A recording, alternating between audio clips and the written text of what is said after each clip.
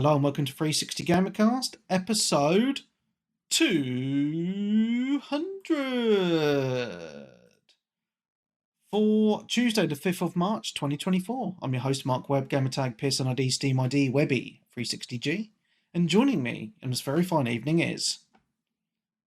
It's GHAMOX14, or Graham, as he's otherwise known. I'm sick again, but at least I got a day off to play Final Fantasy. Nick.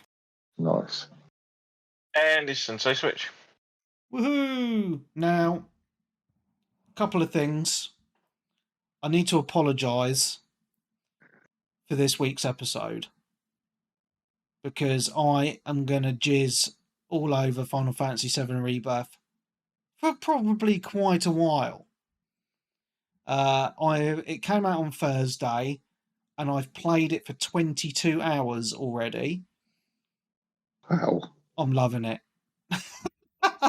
So I'm going to apologise now for that.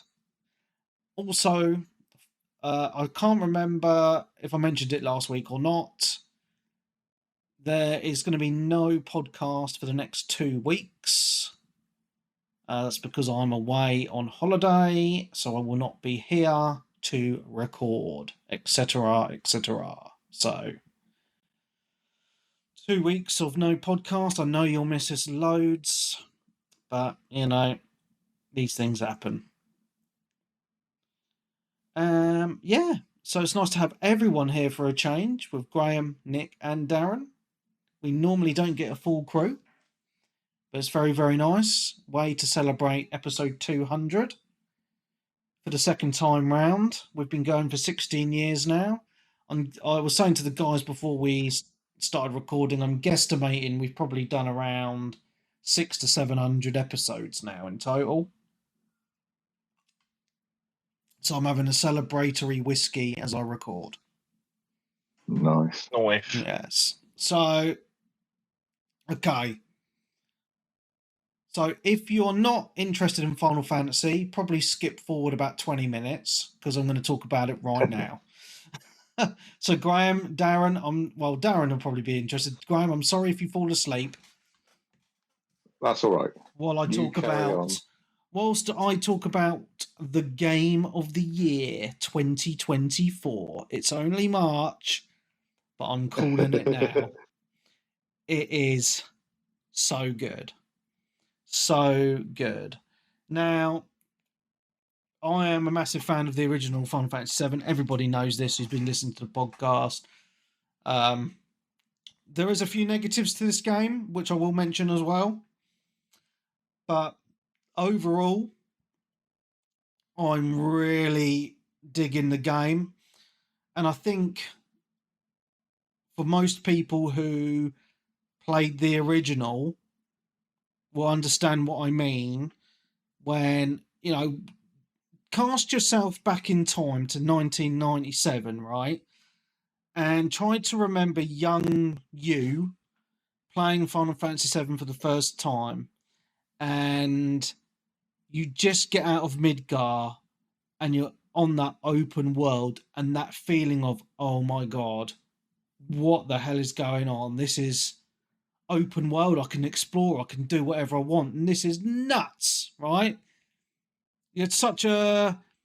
for me, it was such a feeling of awe and amazement because I'd never really experienced anything like that before. I'll just jump in a bit with you, Webby, because obviously I've already played this. Go for it. I know the bit you mean to when you actually come out of the doors into you know what we call the open world section, and that music hits the open world music. Mm-hmm.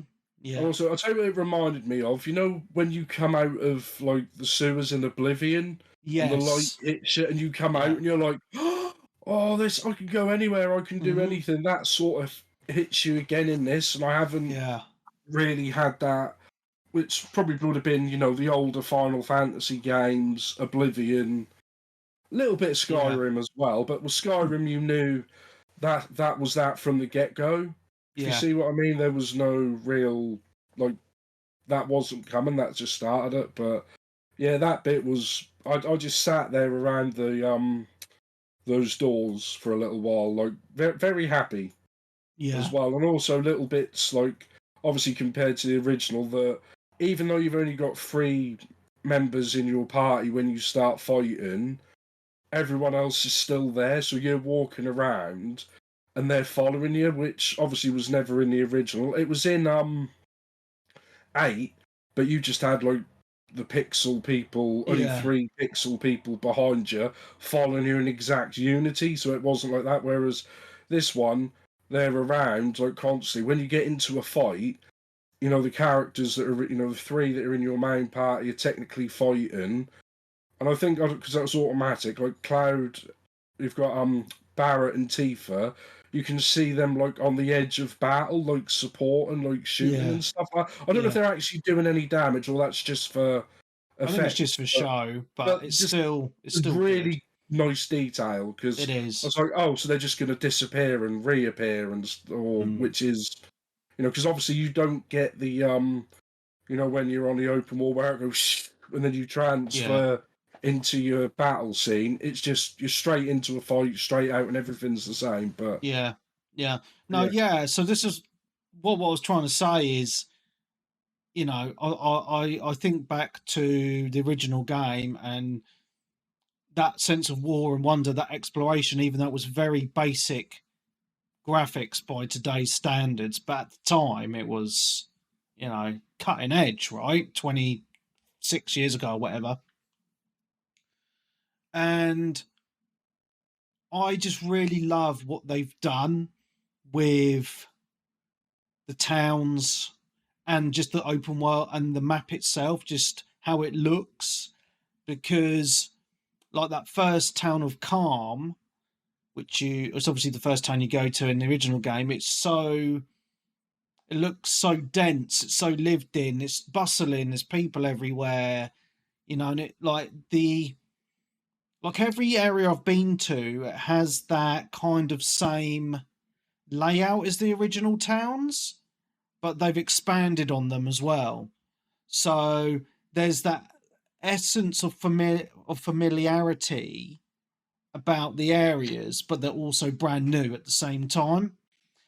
And it's such a good nod to fans of the original, I think, because, you know, because that's there, you know, you recognize things, but obviously other things are new and different, right? So I really like that. I think it's good.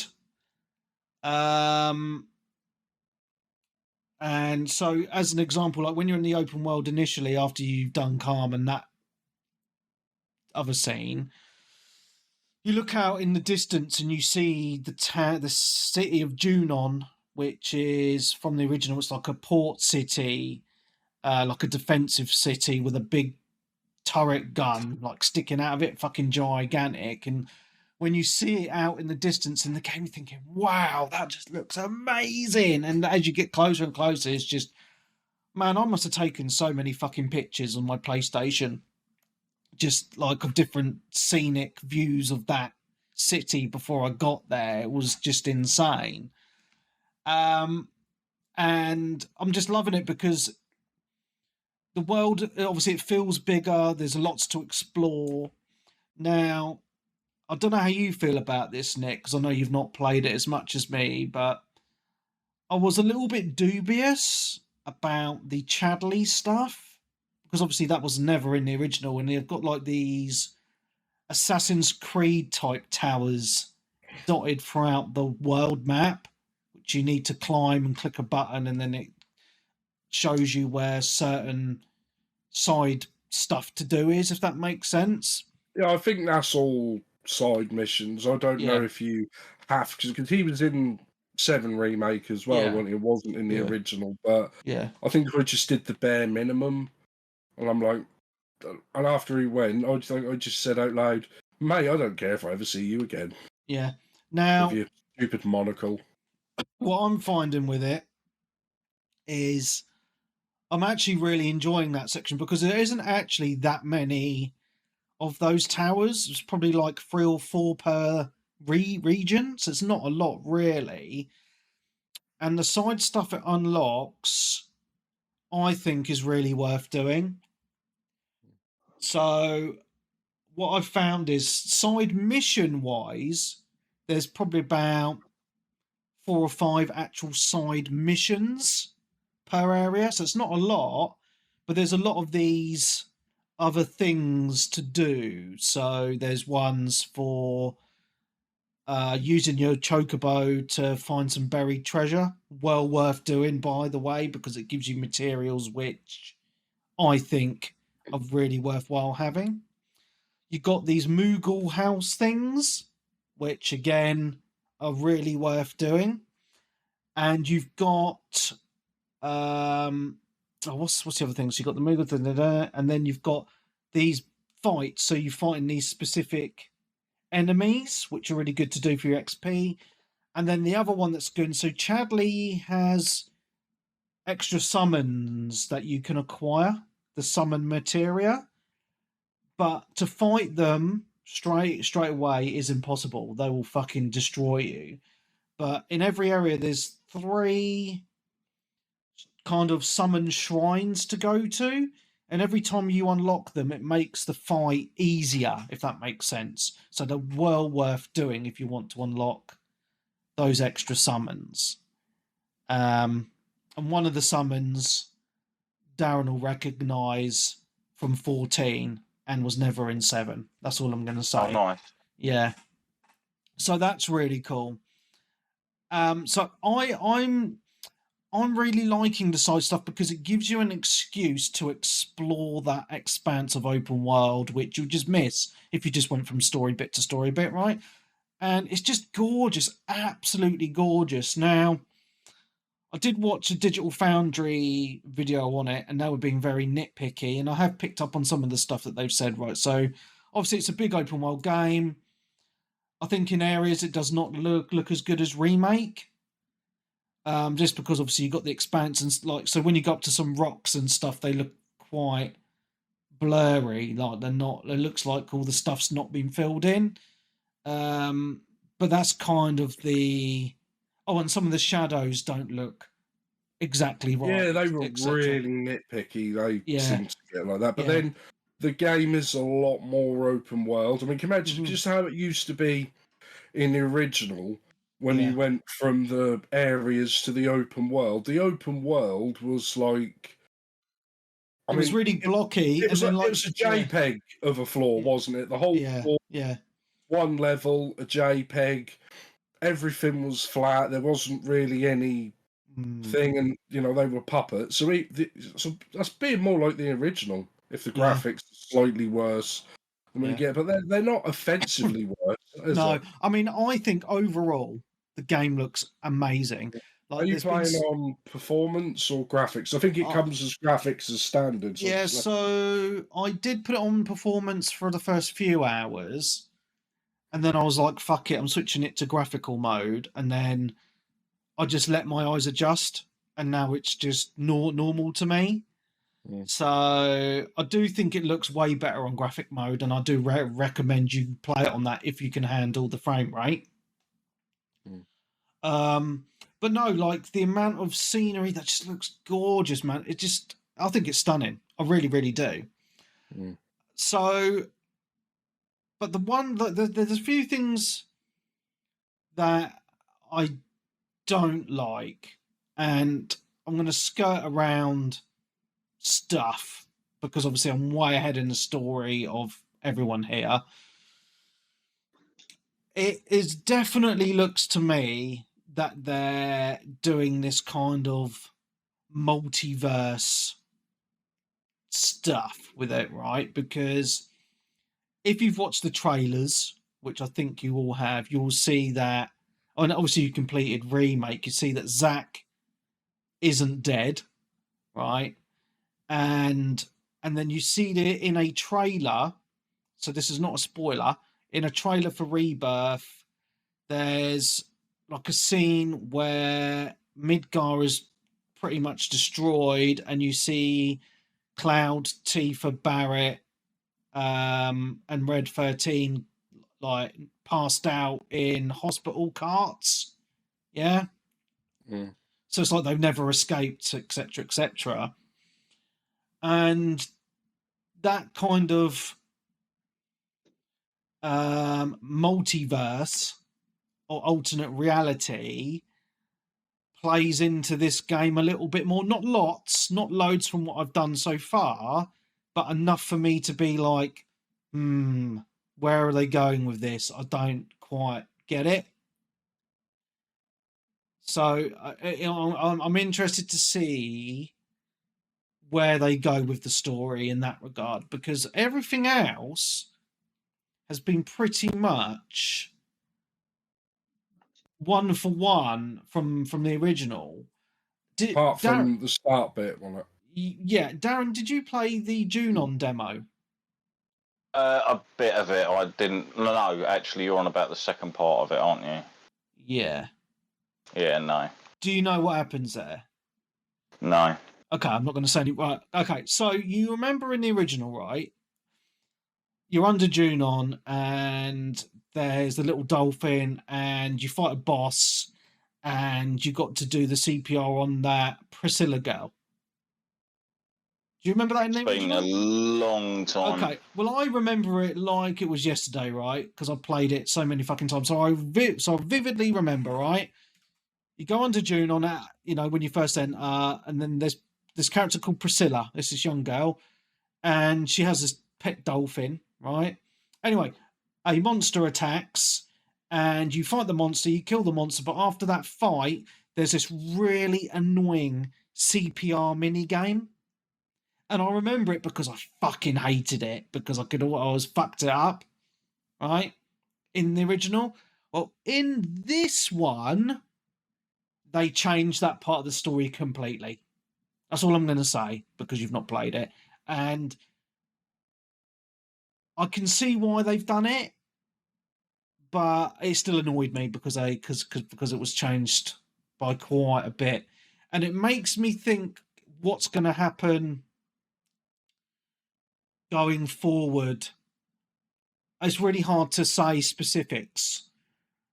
Yeah, that's all I'm going to say. So I've played a lot of the games. So the way I'm playing it is, right, I'm not leaving an area of the game, like open world area, until I've done everything, right? So all the side missions, all the side stuff, even all the card games, so there's a new card game introduced into this game called Queen's Blood. It's really good. Really good. How is it? No, it's not Triple Triad, which I do enjoy, but this is really good. And I'm always dubious when games introduce card games and shit, like Gwent and Don't you mean when games introduce shitty mini games? Yeah, but, mate, you don't have to do it at all. Is there trophies involved? There is. I've got a trophy. Do it. So I got a trophy for doing. Well, okay. So there's a certain section of the game where it's part of the main story, but you can skip the card games if you want. But I did them all. It's just like a card tournament, right? And it gets harder and harder. But I did that, and I won, and I got the trophy. So just remember tournament for cards, and you'll know what I mean. But I've cleared every area so far before I've moved on to the next, and it has taken quite a bit of time. But story-wise, I've literally just entered the gold saucer, and I've turned it off because I had to put the kids to bed. Right. So, and that's taken me 20. I think I'm on like 23 or 4 hours or something. Ish. So it does take time, and that's me doing all the side shit before I can move on, before I want to move on. So you've played like 20 hours more than what I have. Yeah. Now, I will say that I'm loving the game. I'm loving the exploration. I'm loving the chocobos, all their little things that they do. Oh, and I do want to say, actually, and this is a little bit of a spoiler, but it's not going to affect anything. Remember in the original, you had the Fort Condor and you had the battles on there? if you wanted to. They're back, baby. Oh, no. But done in a different way. But there is a character turns up in the Fort Condor battles, which Darren will recognise from Final Fantasy XIV as well. And I think that character's been in I know other you're games. on about. Yes. The guy with multiple arms, that's all I'm going to say. Yeah. Yes. So fucking cool, man. So cool. So yeah, I'm loving the game because it has its silly stuff. But it has obviously the main story. My favourite part of the game so far, if anyone had to ask me, because I knew you were going to ask me, right? Costa del Sol. Herbert. Yes, I am. It's great because you can dress everyone up, and it's great. That's what I'm going to say. Would you put them in? A full burqa? Yeah, so it's great. People going online, even girlfriend, she was like, "What's all this about?" She said even like on her Discord, people are having meltdowns and like really saying they need to patch it out. And really, I'm like, yeah, even like it's come out of video games and it's building up a lot of that, and a lot of people are getting angry that a video game character is attractive and has reasonably large breasts. And have these people not played Dead or Alive Beach Volleyball? Yeah, but mate, they cancelled that. They didn't even release that in the West, did they? Because they just got so much shit. Well, I really like it that you can do that. Barrett looks awesome in his sailor suit. Yeah, he does. But no, I think the game has got. I think they've done a really good job of all the areas. To be honest, they look amazing. And I just enjoy the way they're telling the story again with all the characters, because it goes a little bit more in depth in some aspects, like like with Barrett in the original, and he has all those issues in his town in Mount Coral. And obviously you know the backstory as to why and all that, but watching him tell it in the game is just really cool, because it just has a little bit more impact, I think. Barrett, I just love it because he did come across as that in the original, like a big, aggressive, stereotypical, angry black geezer who just screams and shouts, but he's not. He's a big softy, really. No, and that comes through a lot more in this. Like, very early on, he's like, "Oh, I want to be like, you shouldn't be believing that. You shouldn't be believing the news. Oh, that's just the man telling you what to do." And Aries is like, "Yeah, I believe that. Well, I'm not saying you can't believe it." And I'm just like, "Oh, mate." And then he just sort of sits down and backs down to little Aries. I'm still going to keep saying Aries. Well, that's her name, but I mean, Barrett in Rebirth, he comes across really well. He's definitely one of my favourite characters in the game, to be honest. But I'm just so happy I've lived long enough to fucking see this game remade in such a way. Twice. I mean, obviously, there's the story stuff that I'm not particularly happy with from the remake with the Whispers and Rebirth, with some quite pivotal story changes, which I'm not going to say anymore. The thing is, Webby, we've said this because it was 4 years ago the last one came out. Yeah. Until they've done the last one and made the decisions and you've played everything, you can't really say whether you agree with what they changed or not. No, I get that. It's like a sequel and a prequel and a remake at the same time. It's clever and bold what they're attempting to do. And I said to you, I'll find out after we've played them all. If they succeed, I don't think there's anything they've changed so far that I find offensive. No, I'm not like that at all. But it's just some of the decisions they made in remake. Webby, say what you said about like the first area, something they changed and that annoyed you.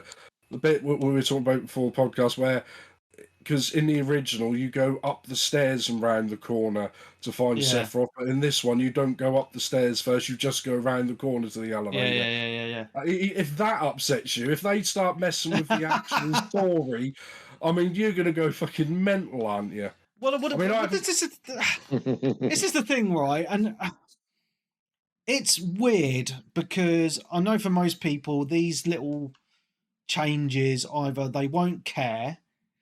Well, there's a few things, right? People have played the original, but it's been so long that they don't give a shit, or they don't remember. Mm. A lot of people playing this have never played the original because they weren't fucking born yet. So they won't even know. But as I was saying before we started recording, is I'm one of those really annoying uber geeks on this game, right? That I know pretty much every little detail to the game, that any change I pick up straight away. And I think it's just because I played it so many times, you know. It's your favourite game of all time. It is. But when you know, Resi 2 remake came out, and I think they did a good job there, but they tweaked and changed and added a few bits to that. Yeah. And I didn't agree with all of them, but I appreciated some of them. But then, if they did just a one-for-one remake, then it's kind of like, what's the point? Because this was one of the first games, really, especially for us lot, you know, the whole schoolyard, my console's better than your console. This was one of the big things that said graphics doesn't make a good game. If you see what I mean? So if all they done was remade the game with better graphics and didn't do anything, that's kind of goes against the point of what the game was at the time. Yeah, I know what you mean. But there are people like on the defence. There are people that obviously love the story and love the characters exactly how it was. So why feel the need to change it? Yeah. You can expand on something without changing the story and characters of it. Yeah, but that's what I think. Because I know two people that haven't picked this game up because they didn't like the way Rebirth went or remake went. Yeah. Mm-hmm. Yeah, because like with remake, I found it odd that obviously the whisper thing, right? But also Sephiroth was in it quite a bit, and obviously you had the big boss fight with him at the end. And I was like, in the original, you don't even fucking see him until after you hit the world map anyway. So like, what the fuck, you know? So yeah, they obviously wanted, because he's such a big character in the fandom. They obviously wanted him there and front and centre. Yeah, but I mean, I'm a mega fan, and I'm playing this game, and even though I'm nitpicky with story bits and other changes, which I'm not going to say because I want people to experience them for themselves, I still think this game is fucking amazing. They've put so much attention to detail on the areas, the world, as I said, that it really does feel like a love letter to the original because they've taken so much care.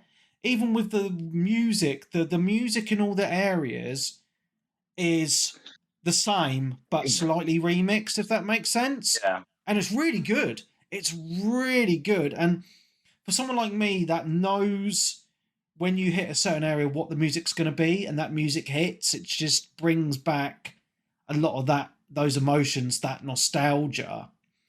And the other thing I really like about the game, which isn't a story thing or anything at all, dotted throughout the world, there's little areas where there's a piano. And if you played the demo, you might have played the piano in Tifa's room. I love it, man. I was playing that piano for about an hour today because you pick up the music sheets and then you just play the piano and it guides you where to put the thumbsticks and then it scores you. But it's just, I just love the music in that game. It's just like, yeah, man, I'm loving it. You know, it's so good. There's all these little nods, and I'm just, I don't know, man. I'm in love with this game. I mean, I don't think for me this is going to be beaten for me for the game of the year. I mean, I know obviously Helldivers is up there. Yakuza, we've got a lot of big games coming out this year, but I think for me, the amount of detail and love they've put into this, and I'm not even halfway through it still after all that time. it's great. And for me to say that, even with the nitpicking and the story stuff, I think just says a lot to the quality of the game, to be honest. It's like, in the original, the port city of Junon, and it was like this blocky little area with the gun hanging off. And as I said, like, as you're walking along the world and you just see it in the distance and you're getting closer to it, and it's a fucking massive gun. And when you finally get there, and that whole section as well of the game was just nuts, because like in the original, you have that section where you're doing the marching, if you remember that. So they've put that back into this game, but in a different way. But it's still the same. It's really hard to explain, but they've kept all these things in, but changed them and made them better. I think. I just think it's really cool. So, yeah, I'm loving it. I'm really struggling to not spoil things. I think it's interesting because, and I will shut up in a minute, I promise. So there's like, another section that looks the same but different. So, like in the original, where you're going to Mount Coral, and you've got like the bridge area where you have to close the bridge to go across to get to the other side. Well, the whole area looks, it's set out like the original as well, but then they expand upon it as well. It's really, for me, as someone who knows these areas so well, and as I say, to see them the same, but then they expand upon. Oh man, it just blows me away. Every area has blown me away in this game. That's what I'm trying to say, because I got that nostalgia hit of that familiarity, but with the new style, and it's amazing.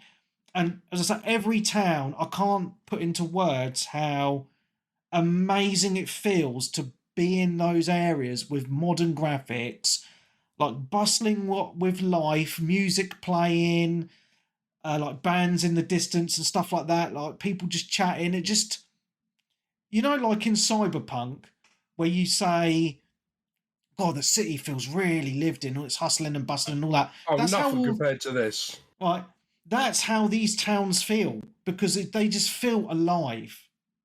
And it's just such a good feeling as a mega fan to be, all those emotions come back, like that sense of awe, that sense of wonder, that smile, like taking me right back when I'm playing this game, man. It's just amazing. Even Costa del Sol, like, so you remember when you go into the entrance and you got that little bridge and you have the word saying Costa del Sol, and then you go into the actual town, like it has that little section, like it looks exactly the same as the original, just that little section, and then obviously it's expanded upon actually in the town, but it's just, again, that little nod to the original, and then you're like, oh my God, this is so cool. I'm getting on my fucking two-wheeling fucking Segway and going around and doing the shit, you know what I mean? It's just, I can hear I ain't there, but I can hear the original music.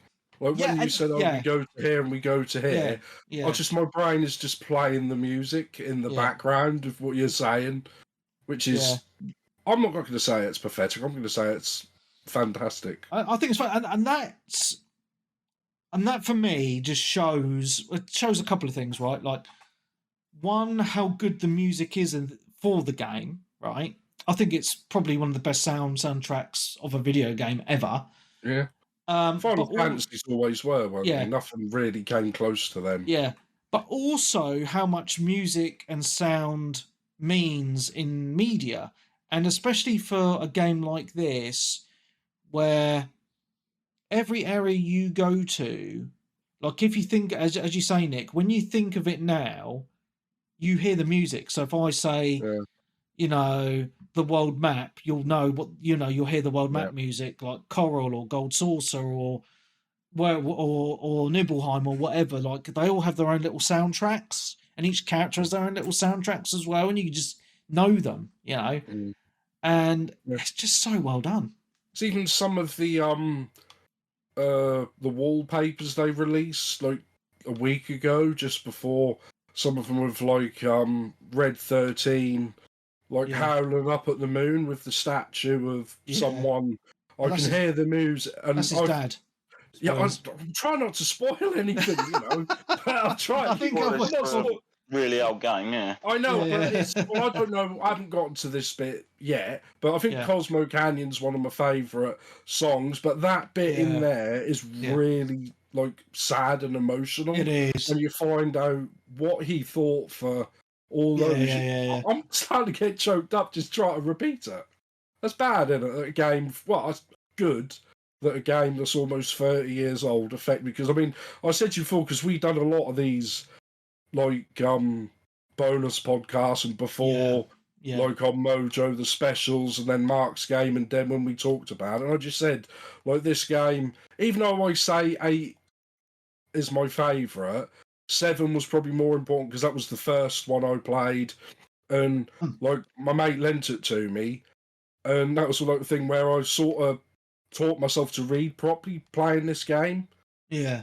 I sort of forced myself to play it, even though I wasn't very good at reading. I mean, I could read. I wasn't like completely illiterate, but it was just like, oh, what does that word mean? I'll look it up and things like that. And, you know, it made me like reading and then start getting books and stuff like that. Yeah, that's cool.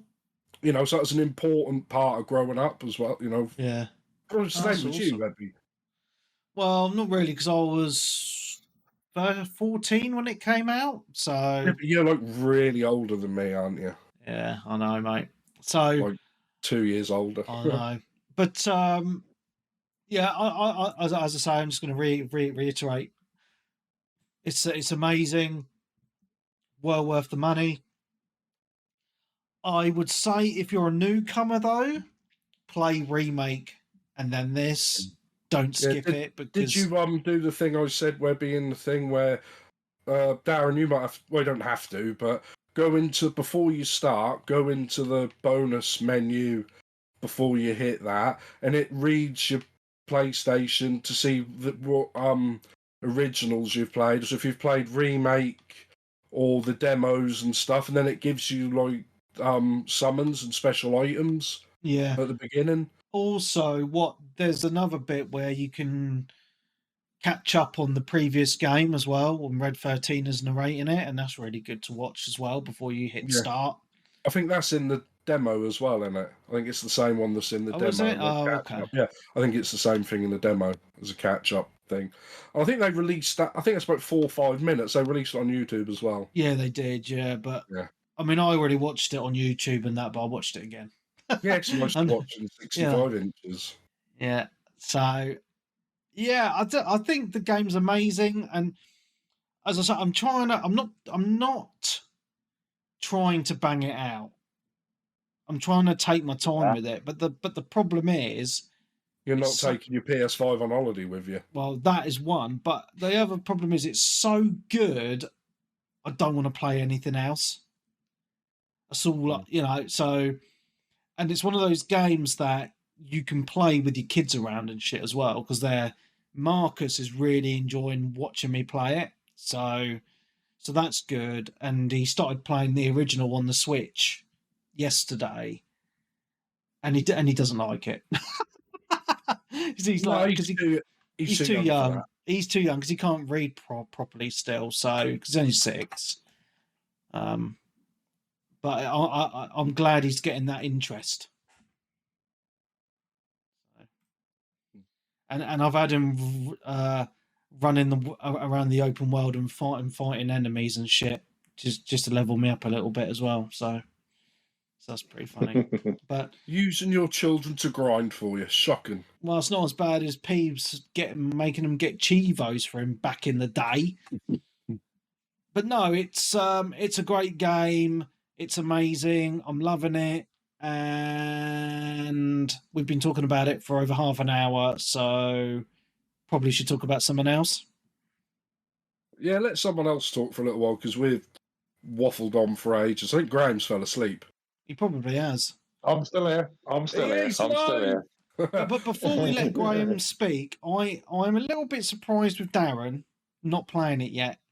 Because I said to my missus today, I said, "Oh, Darren's online on the PS5, but he's playing Final Fantasy 14. What's going on?" I've been at work all week. I haven't been out of games, so I was just catching up on my weekly stuff before it resets on Tuesday. Yeah. But yours turned up, didn't it, Darren? Because Webby's hit pre-order never got dispatched, so we cancelled it, didn't you, Webby? Yeah. My Curry's one, which they've never let me. That went on to rollback, which is another word for back order. So I cancelled that on the chat, and I just picked it up on Smith's on the way home on Thursday night. Left it on install, and I played it Friday and Saturday. You've just reminded me on a couple of things, Nick, before we move on. One, Hit. I messaged them the day before it come out, and they said, "Oh, we don't know when we're getting the stock in." And I was like, "Well, I'm going to cancel it then because that's a bit shit, and I don't trust the Royal Mail." So I ordered it from Amazon, and it came about 2:00. So that's quite good. But I was going to say, how fucking long did this game take to install? It took about 2 hours. I couldn't believe it. That's about how big is it? Isn't it? Not that long? No, I have it the opposite way. Like most PlayStation games install pretty quick for me. It's it's off the disc, Xbox. Isn't it? It's off the I think disc. the install, it was the download, the update that was taking ages, I think. But it's 2 discs. It seemed like it took less time to use the install disc than when you put the first disc in, and then it was still downloaded something which took about 2 hours. But yeah, day one patch. But I suppose if everyone's downloading it at the same time, hitting the servers, that's why it is, isn't it? But yeah, it took me about 2 hours to install. Back in my day, the game would come on the CD and you didn't have to download patches. The good old days, mate. Even in the olden days, when you had an Amstrad and a tape deck, and it took 20 minutes to get going. I mean, come on. No, that was just. There's the good old days. There's just the old days. Yeah, that's my age now. But no, but now, obviously, now it's installed. It launches really quick. But my other negative is not about Final Fantasy, just the PlayStation itself. Is fucking hell. Those controller batteries suck dick. Yeah. Like my PlayStation 5 doesn't. Well, it's been used quite a bit the last few weeks because of Helldivers, but it doesn't really get used much. And I'm glad I got 2 controllers because literally after every session of Final Fantasy I've had, the controllers died and I've had to switch out. Did you? Because I put it in WhatsApp. I turn off every time that tried to use the controller speaker. Oh, for Chadley. Yeah, well, a lot of stuff it comes through there, and it actually tells you when to start the game. Oh, do you want this on? I'm like, nope, thank you very much, which I appreciate because sometimes, a lot of the times, because we don't get an instruction book, I have to either fiddle through all the menus, can't find it, and then look up online to turn it off for each individual game. So even with that off, the controllers still die. So I mean, it ran out on me today. I'm like, seriously? Oh. I have it on because I think the PlayStation controller, apart from the battery being total shit, is a really good controller. It's a great controller. All the features. The rumble's great. The buttons. Haptics. Yeah. Oh. And even the speaker, I think is cool. So I think they did an update to that through software to make that louder and clearer. Right. I mean, I think the controller itself is great. My only niggles are battery and thumbstick placement. Nah, the thumbstick placement I find perfectly fine, to be honest. I'm just as good with shooters on it as I am on the Xbox One, which is offset. I think it's just a personal preference thing. If they did another version with the offset sticks, I would buy it. But they're very minor things, really, to be moaning about. But overall, it's a great controller. It just needs a fucking better battery. Definitely. Anyway, Yeah, did you hear about the discs that they printed wrong? Oh, in Japan, yeah. Yeah. Was it Japan or China? I can't remember which one. It was Japan, I think. Yeah, so that'd do your head in, Darren, where so the install and the play disc are printed on the wrong disc, so you have to play off the install disc because it's on the wrong way round. Well, if it was up to me, I'd just have a play disc. You wouldn't need to install anything. So, well, I say, is it better to have 2 discs and being able to play it without the internet? Because you don't need the internet to play this, do you? No, I meant it'd be just fantastic to not have to install anything to a hard drive ever. Well, yeah, obviously. You'll get your way in like 10 years' time when everything's through the cloud. Well, no, because obviously you won't own anything. I know, but you won't have to worry about discs. Get used to not owning your games. Get used to not owning anything. No. Webby, let someone else talk about something not Final Fantasy. I was just thinking about this the other day, Darren. I kind of regret getting rid of my PlayStation, my Xbox 360 catalogue and my older system catalogues as well. You can still play them, can't you, through back compat? Yeah. No, but just my physical media in general, I kind of regret getting rid of it all because I just think it's quite nice to have, but it's just obviously having the space for it, I guess. Well, if you get nostalgic, Webby, a lot of people's things.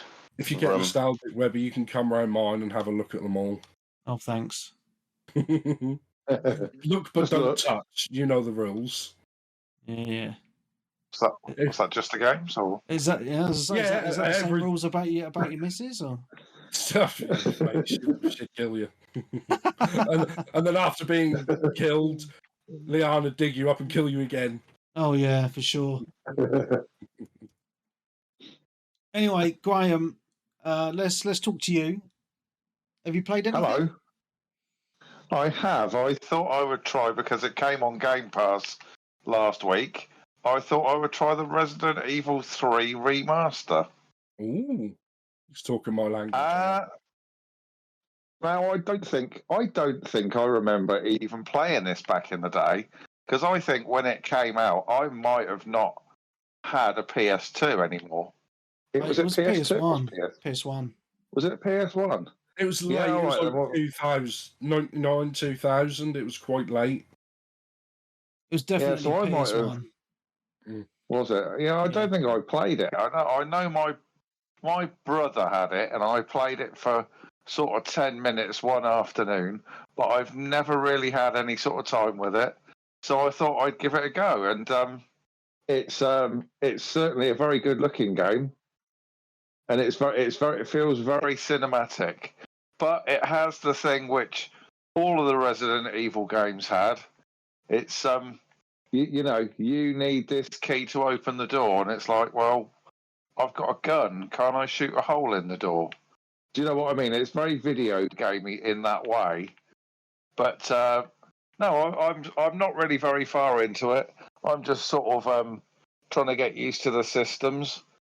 But it's on Game Pass. It's not going to cost you anything except the price of the rental to check it out. But it looks good. It looks good. Definitely worth a look. Yeah, I was playing it this week before Final Fantasy come out. Quite close to the end, didn't quite finish it off, but graphics very impressive. Oh, definitely. I think it's really good looking. Compared to the original, on the PS1 to now, that's just crazy the amount of detail that they've put into it now. But I forgot how small the game was, area-wise and stuff. But as I say, it looks great and it's enjoyable. Absolutely, and it's good to have it on Game Pass. Yeah. Yeah, I think 2 is on Game Pass as well, isn't it? It is. It is. Yeah. But yeah, because 3 was. There's a lot of misinformation, and some developers and people like that disagreeing with each other. But 3 was supposed to be a spin-off, and then Code Veronica was supposed to be the next, like, Resident Evil 3. But I think that a lot of people say, like, contractually, they had to release a numbered Resident Evil on PlayStation as an exclusive. So that's why it came Resident Evil 3, and then Code Veronica became the spin-off. But obviously, when you look at Resident Evil 3, it is kind of a spin-off because you go to a lot of the same areas as Resi 2. Like, in this, the remakes and the original, you go to the police station, outside the police station, the sewers, a lot of stuff is exactly the same. And there's only maybe 3 or so areas, which is like the hospital and the clock tower and places where you go which are new. And that's what upset a lot of people. The game was actually really small to begin with, and they didn't go to, like, the clock tower. You had a boss fight in front of it, but you never actually went in, and you're like, well, I think 3 is like one of the shortest games to beat anyway, because it's very more action orientated. So this game is more action orientated, which is good because that's how the original was. But everyone was like, oh, and there was only like a 1 year turnaround from 2 remake, which was 2019, to this one. So a lot of people think this was rushed. I've heard a lot of people say, which you can't really disagree with them, that this could have easily been DLC, like a £15 expansion DLC. But I don't know, it is what it is. It's a fun game. I'm glad I didn't spend like 300 quid on the big super edition like I did on 2 remake with the statue, because I think I'd have been mortified. I mean, they took out Mercenaries as well, didn't they? Which they added it a really good mode, and they added in some unwanted online, like 4 survivors trying to escape from someone playing as the villain. Yeah, I can't remember what it was, Reverse or something, because they did another one and then another one. That was the 25th anniversary that they did for the Resident Evil, that they tagged in with something. They basically sort of... Do you remember, like, those normal companies celebrate the 25th anniversary or like an anniversary of a game with like a fantastic thing that people want or a piece of memorabilia that you can purchase? They literally just put shit in a brown bag and put it on your doorstep and set fire to it. It looked like a fan Unity made game that someone made in like an hour. It was bad. I can't even remember the name of it, but they've done that, twice now? 2 or 3 times they've tried to do that, and I think this is one of those, they hope loads of people jump on it, and if they get a huge fan base, then they'll patch it and make it as the game go, but they don't want to admit that that's what it is. I mean, the funny thing is that if they wanted to do that kind of online game where everyone's playing as survivors against different bits and bobs, they had that years ago with the weird spin-off game, which I own one of on the PS3, I think it is. You mean the PS2 Outbreak games? Like the online PS2? Yeah, it's PS2 Outbreak. They were quite good, apart from they made them not online in Europe, which kind of then made it pointless to own. So you can play with played as the survivors getting out of Raccoon City, didn't you? Yeah. But yeah, it's just Capcom. In some ways, they're really good, and in some ways, they're lazy. Because I think that deep down, that they know it could be the developers, like them putting out crap, because they know the people don't actually want that game, because they're playing Dead by Daylight. People are playing the Fortnites and the, War Zones. They're playing these games. They know that a lot of people, because they want Fortnite numbers playing that Resident Evil thing. So it makes you wonder if they just put out a half-assed version knowing it was going to be shit, so they can go, there you go, boss, I told you no one wanted to play it. Look, 20 people playing it worldwide. Oh, you were right. Huh, good job we didn't spend too much money on it. But if it would have blown up, then they'd have actually made a game, because it was always a game, even though it didn't say game preview, it was a game preview on it. What was that? Like those Resident Evil Reverse and whatever. I can't remember what it was called. Oh, right, yeah. Yeah, those games. I think it was just half-assed because they didn't really want to do it. It just was bizarre to me. It just like someone had a fantastic idea somewhere, and then it didn't particularly go the way they wanted. Maybe they just weren't passionate about it. Well, when I hear Resident Evil, I don't necessarily automatically think, "Oh, 4v4 PvP." Yeah, like that's just like the furthest thing from my mind. Mm. Well, you can actually get most of the Resident Evil characters in Dead by Daylight, so it's like we'll just play it there then. But, I don't know. Sorry, Graham, we sort of hijacked you there. You were talking about the game. No, that's all right, mate. That's all right. No, I've not played it for a great deal of the time. I have to say, it's not one of my favourite franchises ever. I don't mind it, but I thought I'd give it a go, you know. It's really short, though, mate. You could probably finish it in 4 hours. Really? Yeah, it's really short. I shall press on with it, but I might go and play I mean, I think I had the Resident Evil 2 remake. I think I had on PS4 back in the day, but I never sort of completed it. So I might go and have a go at that one afterwards as well. Also, yeah, this one's a bit more straightforward. Yeah, it's not as the 2 remake can be a bit more, puzzly, and you might have to Google a couple of times where am I supposed to get that bit. But this one, yeah. Cool. Well, I shall carry on with that one. Nice. Next, who's next? We'll go Darren next, I think, because me and Nick talked for ages. Yeah, that's fair enough. I'll just talk about. I haven't actually really played a lot the past week, to be honest, and obviously the week before was only a couple of games here and there. Also, this week they have actually done a new season thing for Street Fighter 6. They seem to do one every month, which obviously ties in with the release of Ed, who I think is the 3rd character that they're bringing out for the character pass. I don't know what they call it now, whether it's season pass, character pass, emitted from the game pass. And it's a Mega Man themed battle pass that they've got running at the moment, which is the fucking worst one they've done, to be perfectly honest. Like, I don't know if anyone actually wants to dress their avatar up like Mega Man. Weird. So it's all Mega Man themed stuff. I mean, you get like Mega Man Power Battle arcade ROM to access and play, but I didn't really go much on that personally myself anyway when I tried it out. It's all like Mega Man themed stuff.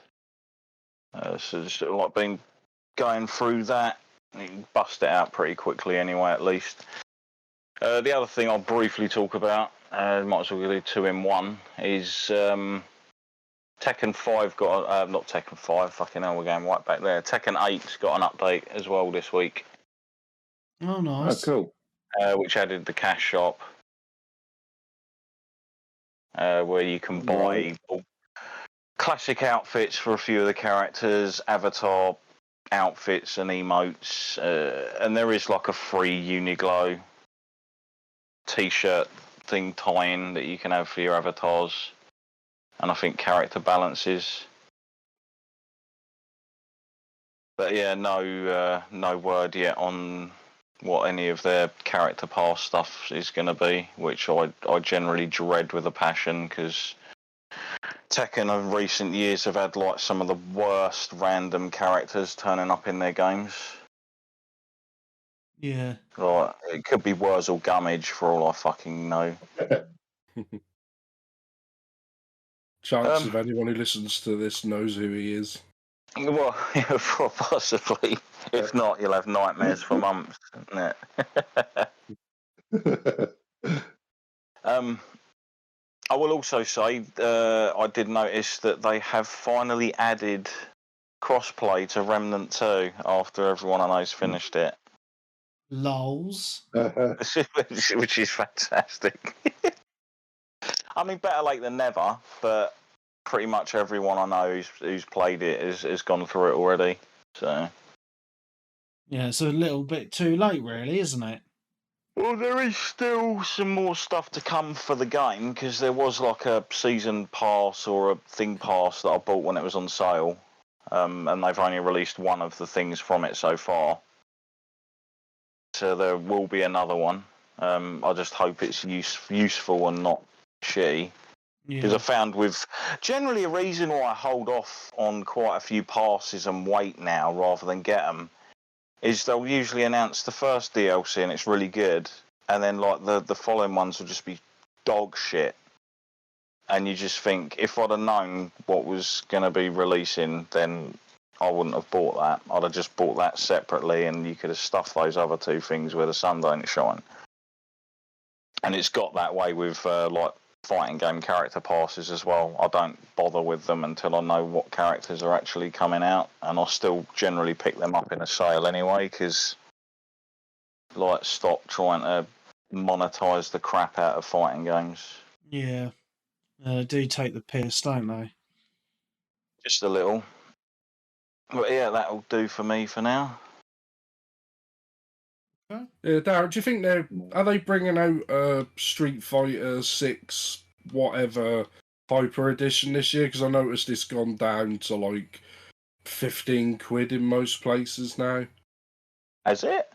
We've usually seen it around 20 to 25 to 30. Yeah, it looks like the last week or two they've been going mad on the hot deals, like trying to get rid of it in like Smiths and Argos and stuff like that.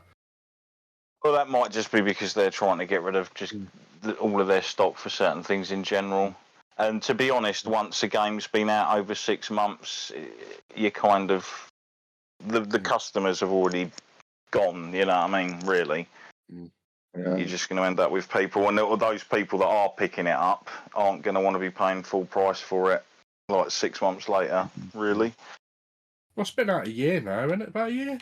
No, it came out in June last year. Ooh. I think. So there's still a few months to go. Yeah, I mean, there was demos and playtests for it around a fair while before, but there might be maybe towards the end of the year when they like do one with all of the 4 things bundled in, but it's just generally going to be the main game with like all of the attachments with it. I mean, out of all of the ones, the fighting games, like outside of, like I said before, the stupid, shitty enemies that you fight in the World Tour mode, which are just an abomination, some of them. The actual, what you get for your money is actually pretty damn good for that when it comes to like the fighting games. As far as like single player weird content outside of like the arcadey mode, etc. is. But they do have like a very, very funny idea on how much some of the microtransaction stuff should cost. Yeah. They did like tie-in events with like the Turtles outfits, where you could literally get like the different. It was like a sort of like inflatable outfit for your avatar, where you could dress them up like one of the Turtles. And I think they wanted like over a tenner or something like that for each outfit. Okay, that's ridiculous, man. It is stupid. I mean, it's bad enough for stuff like Diablo, where you look at it and you try and work out. I mean, I remember with Black Desert, like just being like, holy shit, these outfits are almost like 18 to 20 quid each. And then obviously someone from Blizzard was like literally watching that and masturbating, and they thought, yeah, we can charge like almost 20 quid for a skin for a game where you're generally zoomed out from your character a majority of the time, and you only really get to see them properly in loading screens and your character selection. So I still think like £4 or £5, perfect. You'd probably sell quite a few, and no one minds going, oh, I don't mind the look of that. It's only a £5, you know what I mean? Price of a pint or whatnot. It's not too bad. But when it's like, do you want to go to the cinema and watch a film, or do you want to buy like a 4K Blu-ray or something? And then someone's like, oh, do you want to buy a fucking DLC add-on outfit for a fucking game? that might actually have the servers turned off at some point in the foreseeable future, and you're going to lose everything you just spent. Strange. I think if everything was less than £1, that sort of stuff, people would probably end up spending a lot more.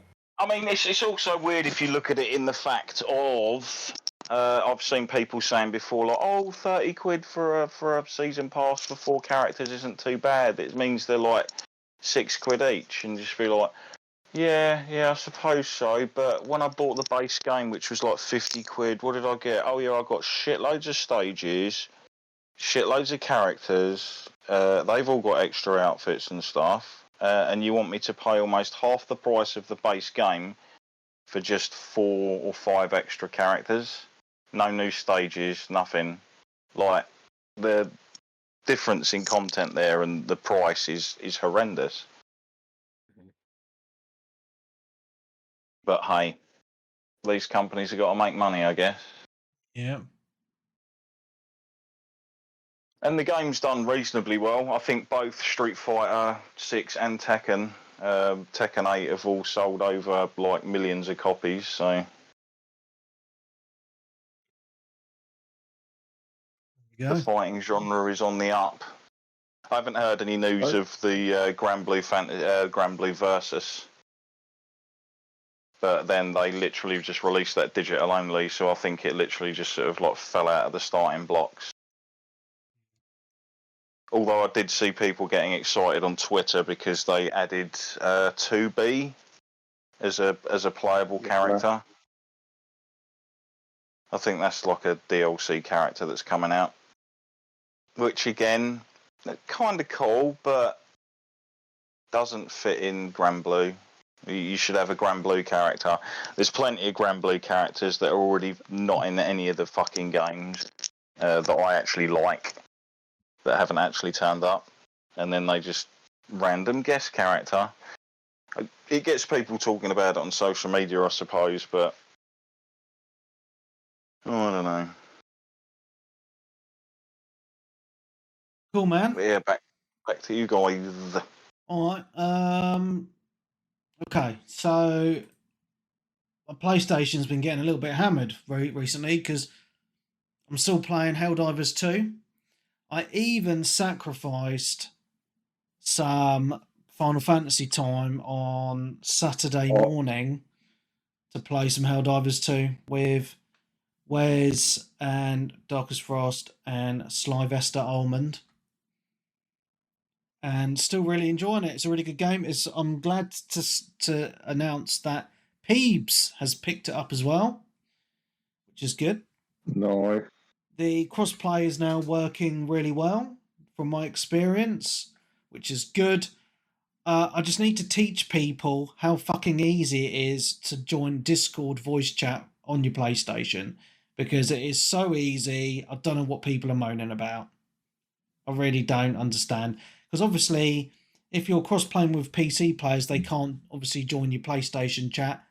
So the next best thing is to use Discord. You literally join the Discord voice chat and you click a button on your phone to say, send it to my PlayStation. And it's done. So easy. Why not just do it for your phone? Yeah, but if you're wearing headphones, which I am, I'll send it to my PlayStation and I get to talk to my mates in Discord chat or with my headphones on. I suppose. So it's good. I'm really enjoying Helldivers 2. Still a lot of fun. Glad to see this game is still pretty popular. There is some DLC, free DLC coming soon. I did see a trailer, a leaked video where there was some vehicles which looked quite fun, some new weapons. But also, the one thing I do want to say about Helldivers 2 is it's done right in regards to microtransactions, something that Darren was just moaning about when it comes to fighting games.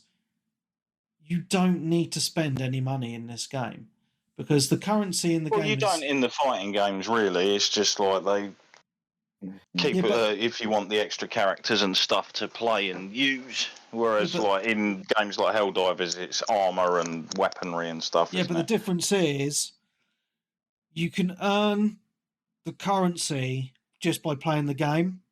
So I've already, and a few other people have earned enough currency just from playing the game to just buy the premium pass, which is amazing. I think that's great because you pick up those super credits in the standard pass, and just from playing the game, you can find them in caches around the worlds and stuff.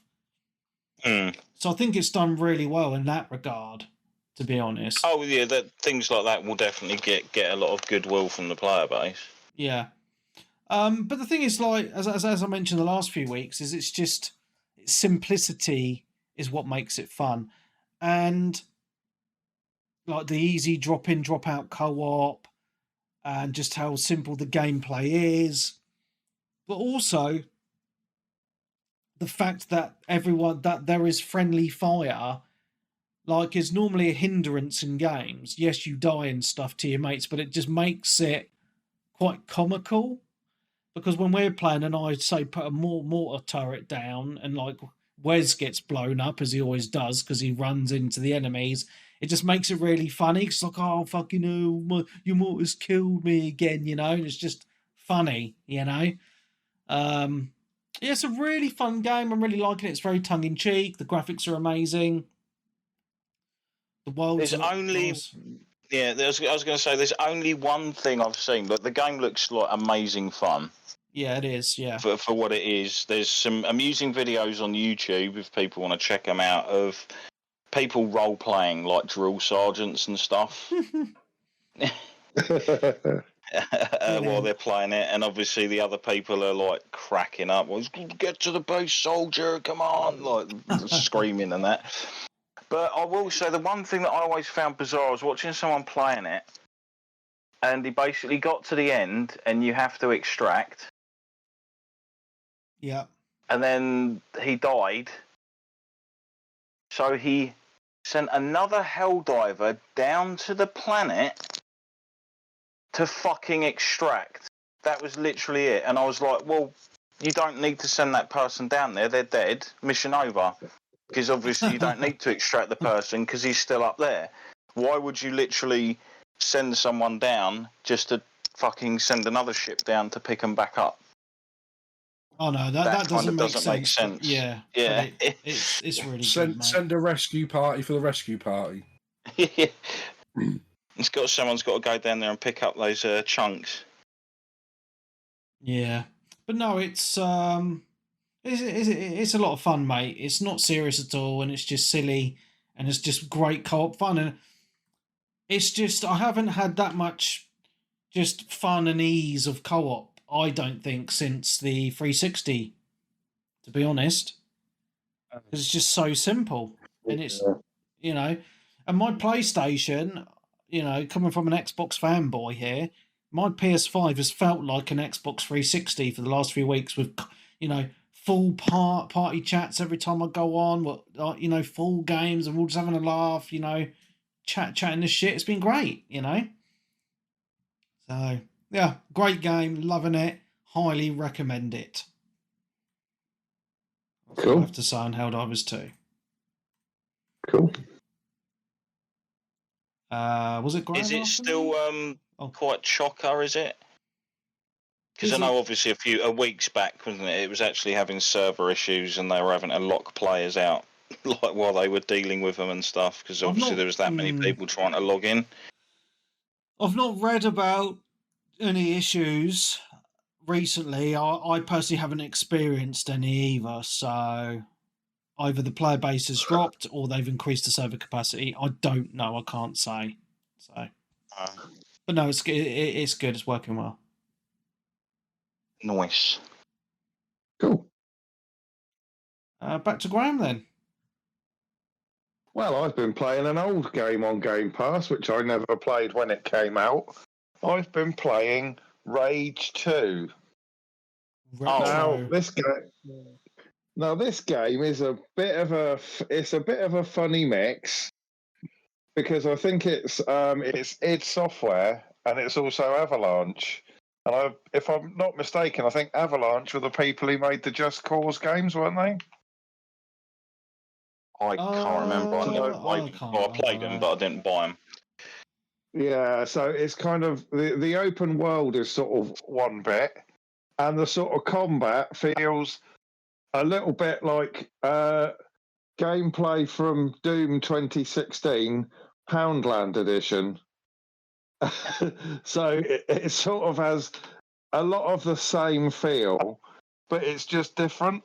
But the funny thing with this game is I'm actually sort of quite invested in it. The story is a bit silly, but it's, you are the chosen one. You are the last of the you're the last of your sort of breed. You're the walker. You're one of these sort of super soldiers that was back in the day that was, sort of put in suspended animation, and you're the last one, and you've got to sort of, get to the bottom of corruption and gangs and stuff but this game is very, very strange because in some parts it looks really, really good, and then you go around the next corner and some of it looks a bit shonky. It's really weird, and the only thing which I find I'm going to grumble about is it has too many currencies.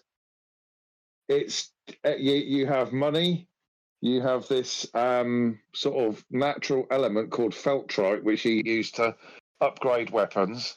You have weapon core mods, and you have vehicle core mods, and everything all feeds into everything. And it's just too much. I think it could have done with being simplified. But it's everything is upgradable. It's sort of like GTA in an open world with Doom combat if it was post-apocalyptic. Wow. Yeah, I don't know if any of you guys have played. Yeah, I really like the first Rage because it sort of came out around the end of the 360's lifespan. And if I remember correctly, it was one of the first games that I remember needing a mandatory install. Yeah, and it came on a little bit of it, I believe, didn't it? Yeah. And this one takes place quite a few years after the original because I believe so. Yeah, a couple of the characters in it that were sort of youngish turn up in this one, but they're obviously a hell of a lot older. Yeah. I sort of kind of felt the same way because I really liked the first one, but the second one, it wasn't horrible because obviously the gunplay in it's good. Yeah. So it's got brilliant aspects, but there's other parts where I was like slightly disappointed, and I think some other things came out, and I didn't end up really going back to it. Yeah, it is that. It's competent and it does some things really well, but it's never going to it's never going to blow anyone's mind, I don't think. I think for the post-apocalyptic game that it's kind of is like, I would say Mad Max is a better game. I would say so because I think the combat in Mad Max is better. And the only thing I found with this game is I find it's better to stream it than it is to download it. That is kind of from the cloud and such. Because I find that the download version of the game has a lot of really weird bugs in. For example, if you're in combat and there's an explosion, it can just completely stop the soundtrack 100%, and you have to hard reload the game to get the sound to come back, which is just really annoying. That's weird, isn't it? Yeah.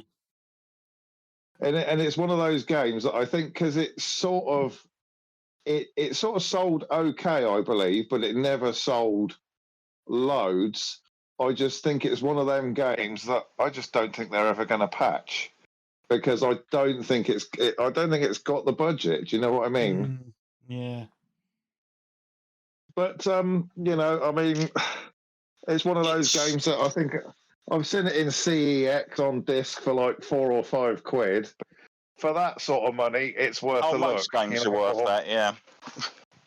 So yeah, I mean, even if you sort of got a couple of weekends play out of it, like you say, the gunplay feels quite satisfying, and in parts it looks really good, but it just has these weird moments where some models just look a bit crappy compared to everything else. I think the game was delayed a few times as well, so maybe that, maybe there were production issues and stuff, budgeting maybe there was issues. a bit of development hell or something, but no, I don't mind it. It's one of them that, again, it's another one of them games I just sort of put on and just sort of it's a sort of a palate cleanser game. I just sort of turn it on and just sort of veg out, really, Nice. But no, worth a go. Definitely worth a look. Cool, man. Back to you then, Nick. Yeah, I've only played a couple more, really, which are the same because I didn't play one for long. I wanted to play a driving game, so I reinstalled Horizon 4. It was the car I wanted to play as. I was like, oh, I'll get that. And then I wanted me to buy it because I checked online, but it didn't tell me it was like you had to buy the car like with real money. So I was like, nope. So I uninstalled Horizon 4, and then I reinstalled Forza Motorsport 7. Oh no! Oh yeah, because they delisted that, didn't they? Yeah, I think because they had some Porsches in it or something. Yeah, it was. I think it was a car licensing issue. Because I think Porsche are one of the most awkward car companies. Yeah. Going with. I think they wanted like Xbox to go around to people's houses and like kneecap them and take the discs back as well. That's how bad Porsche is. But yeah, so I've just been playing in like the hot hat version of the car I just bought. So I thought, oh, I'll just I can practice. I just fancy just driving around in circles and stuff like that. Plus, I didn't play a lot of this one because I think if you remember when this came out initially on launch, it was a Xbox One X like thing, and it just made it really loud and hot all the time. And it's quiet and that on this one. I don't think it got a series update, but it still runs like 4K 60. So because the Forza games tend to run relatively smooth on console. I know they don't that good on PC, but I still like a lot of people I hear don't really play the latest one anymore. No. You don't even bother with it, Webby, do you? No, mate, no. Like normally with the Forza games, you're playing them pretty much until the next one's come out, aren't you? I know, mate. Yeah. Yeah. I mean, like I said, I was tempted to get Gran Turismo, but that's still like, even though that's what 2-3 years old, that's still full price. It's hard to find at less than 50 quid anywhere. I did see it for around 35-40 Christmas time, but yeah, I'll go 30 quid, 35 quid, but every time I seem to fancy it, it's 50-60 quid, so I just go back to Forza because I'm one of these, I'll play a racing game for like 3 or 4 hours a week, and I'm like, oh, I've got my racing fix now, I'm done, I can go off and play something else.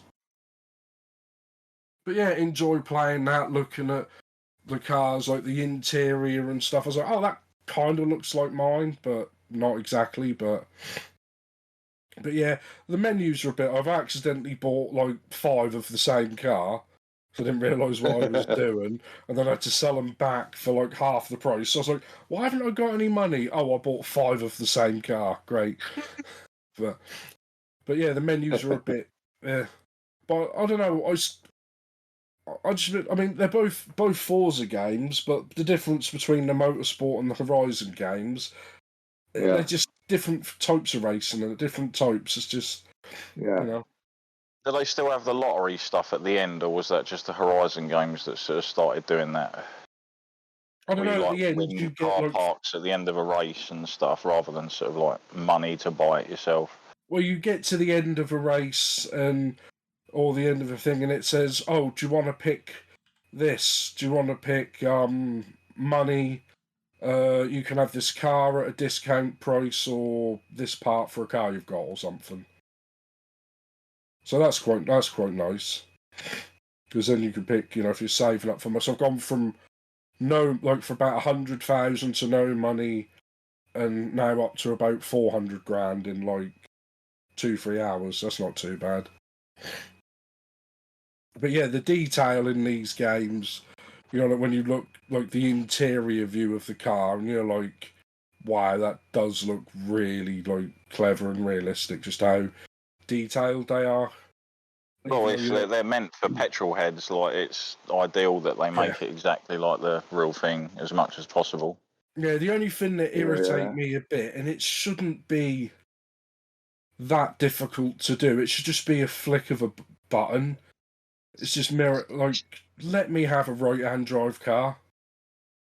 I know in the grand scheme of things, you're on a track and it doesn't matter, but it feels weird when you're driving with the steering wheel on the left. Like the in-car view, it puts me off big style. Just get a McLaren where you're in the centre. Job done. Yeah. I don't know if that's in this car. You probably have to buy DLC for it, but... But yeah, other than that, like racing around that, and obviously having the flu and being sick again, that's me done. Ding dong. Who was next? Was it Darren? It'll be back to me again. Yeah. I've downloaded the Unicorn Overlord demo, but I haven't played it, and the game's out next week, so I think I'll probably just wait for that. For those not aware, it's a new sort of tactical RPG by Vanillaware. Okay.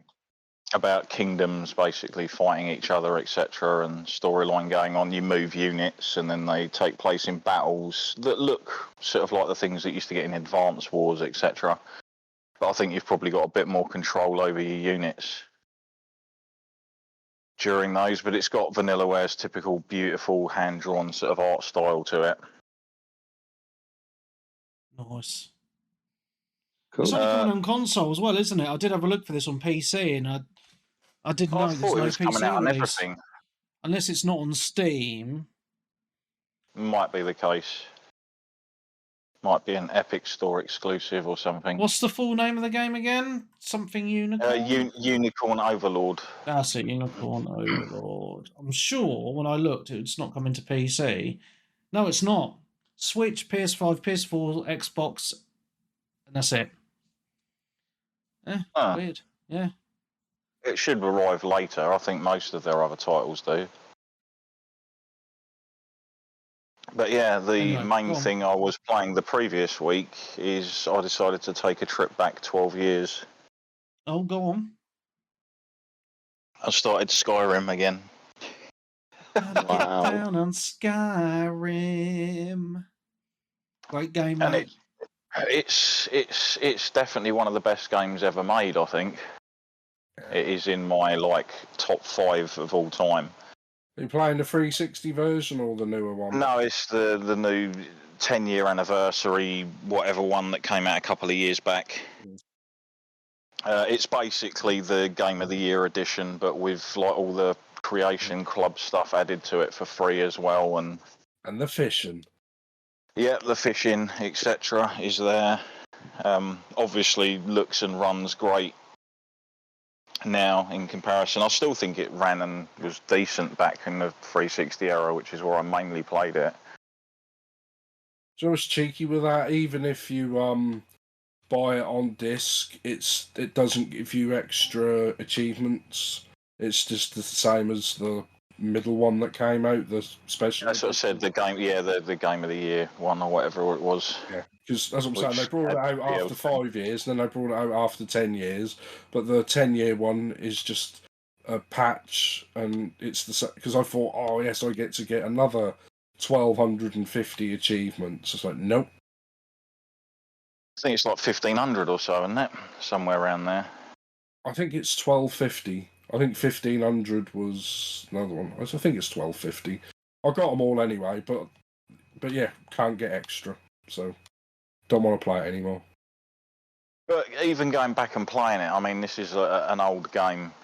The animations are still janky and stuff like that, but it's such a fun, enjoyable game to play, which gives you scope to do basically whatever you want. It's Skyrim.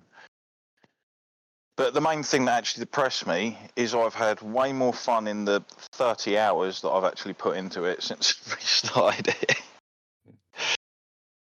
than I had like with the whole of the time I spent with Fallout 4 and Starfield. It's like they haven't made a game that surpassed Skyrim for 12 years. No. And obviously the modding community on PC has gone completely ballistic with Skyrim, and it looks completely different if you install a ton of the mods on it. So that game's going to be alive for years and years to come. Yeah. Yeah. It just all the mechanics in it work just fantastically well, like the navigation, finding out where you're going, your menus and all that kind of stuff, inventory management, etc. All the crafting and spell learning and enchanting and things you can do. And those funky kill cams that you get every now and again, which just make things more amusing.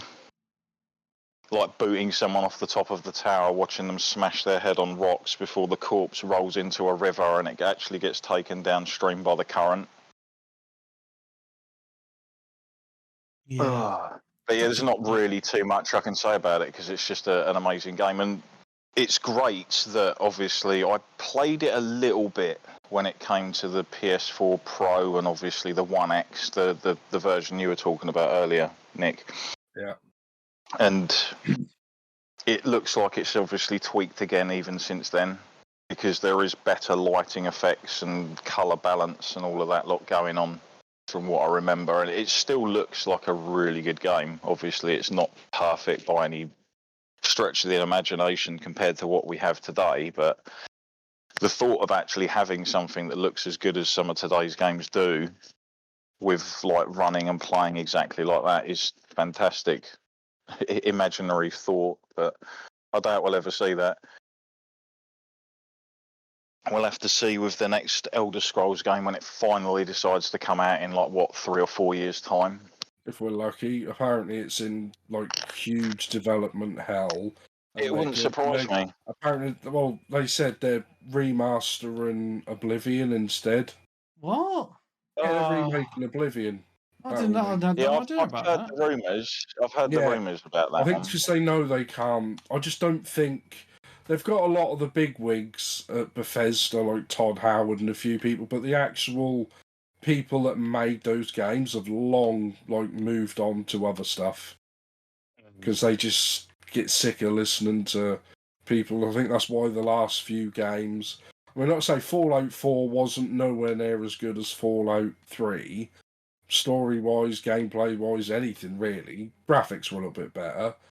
Starfield was shockingly bad. It's just... Well, it wasn't shockingly bad. It was just had annoying menus, and it's just not. And you spent more time in the menu. I found I spent more time in menus and navigating shit around in Starfield than I did actually playing the game. Yeah, well, like I said, whereas in Skyrim and Oblivion and the original Fallout, it's just just go, mate. Just walk wherever you want. Work it out yourself. If you walk to an area where you get your arse handed to you, well, best you come back and go somewhere else and stuff like that. Do you know what I mean? That's it. It's the gradual procedural way you build your character up and explore outwards from where you start off in the map. That's it. That's basically. Yeah, I think we're only going to get maybe that, possibly that Avo that's coming out this year. Might Avowed. That might scratch that itch, but we'll see. I mean, I was kind of hoping the Outer Worlds was going to scratch that New Vegas itch, because obviously it was the same developers, but that again, it didn't fully land for me. It felt almost like what Starfield ended up being. Like the areas you were in, they were just like square boxes that you could only explore certain places around it. Just seems like they keep adding and changing stuff to win the formula, so it's just not winning anymore. I mean, I'd be down if they just completely reskinned the graphics and tidied up a lot of the animations and things for something like Skyrim and just put it out again. Fucking take the piss. I'll buy it again. Oh, great. 15-year anniversary edition. Excellent. You know it's coming now. And guess what? I'll still buy the fucker. Yeah. And that soundtrack, it is. I know you're obviously talking about Final Fantasy VII being one of the best gaming soundtracks. Skyrim for me as well. Oh, it's just the ambiance as you're. It's just yeah. fantastic. Yeah. So good. It's a game you can just get lost in, you know. Well, people did when it came out. Yeah. I mean, it's really. I mean, I know they've updated the graphics slightly, as you say, because I've got the. I've played the upgraded edition or whatever, but it stood the test of time, that game, because it's how old is it? Like 12 years old or something now? 12 years old, yeah. Yeah, and it's a game that I think I can easily go back and play it now and still enjoy it as much as it did when it came out, and it outshines a lot of games that have come out in the last couple of years in a lot of ways. I mean, yeah, you go back to something like Morrowind, which I adore as a game, but it does look horrible. Yeah. In comparison to obviously what we have now. Whereas actually going back to this, it actually looked and played exactly how I kind of remember it looking and playing, but it obviously didn't look as good as and crisp as it is with the newer versions. But I still had all of the sense of wonderment and enjoyment of exploring and going around it all again. Yeah. Well, if anyone played it on PS3, they never played it, did they? To this day, the PS3 version is fucked. Oh, really? Wasn't that just a save issue where if the save count went over a certain number or something, it would fuck the cache up or something for the game? Because if you killed someone or did something, that would just carry on and add to your save and leave. Obviously that person's gone. So basically, once you got about 20, 30 hours in, the game couldn't cope.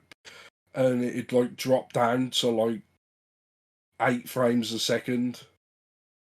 And would just crash constantly. But yeah, that's the PS3. The PS3's architecture. So I don't know. I was bet if they wanted to, they could have fixed it. But I mean, I'm still running into weird bugs in the game as well. Oh, but for a game that size, it's going to happen, isn't it? Yeah, I mean, it's understandable.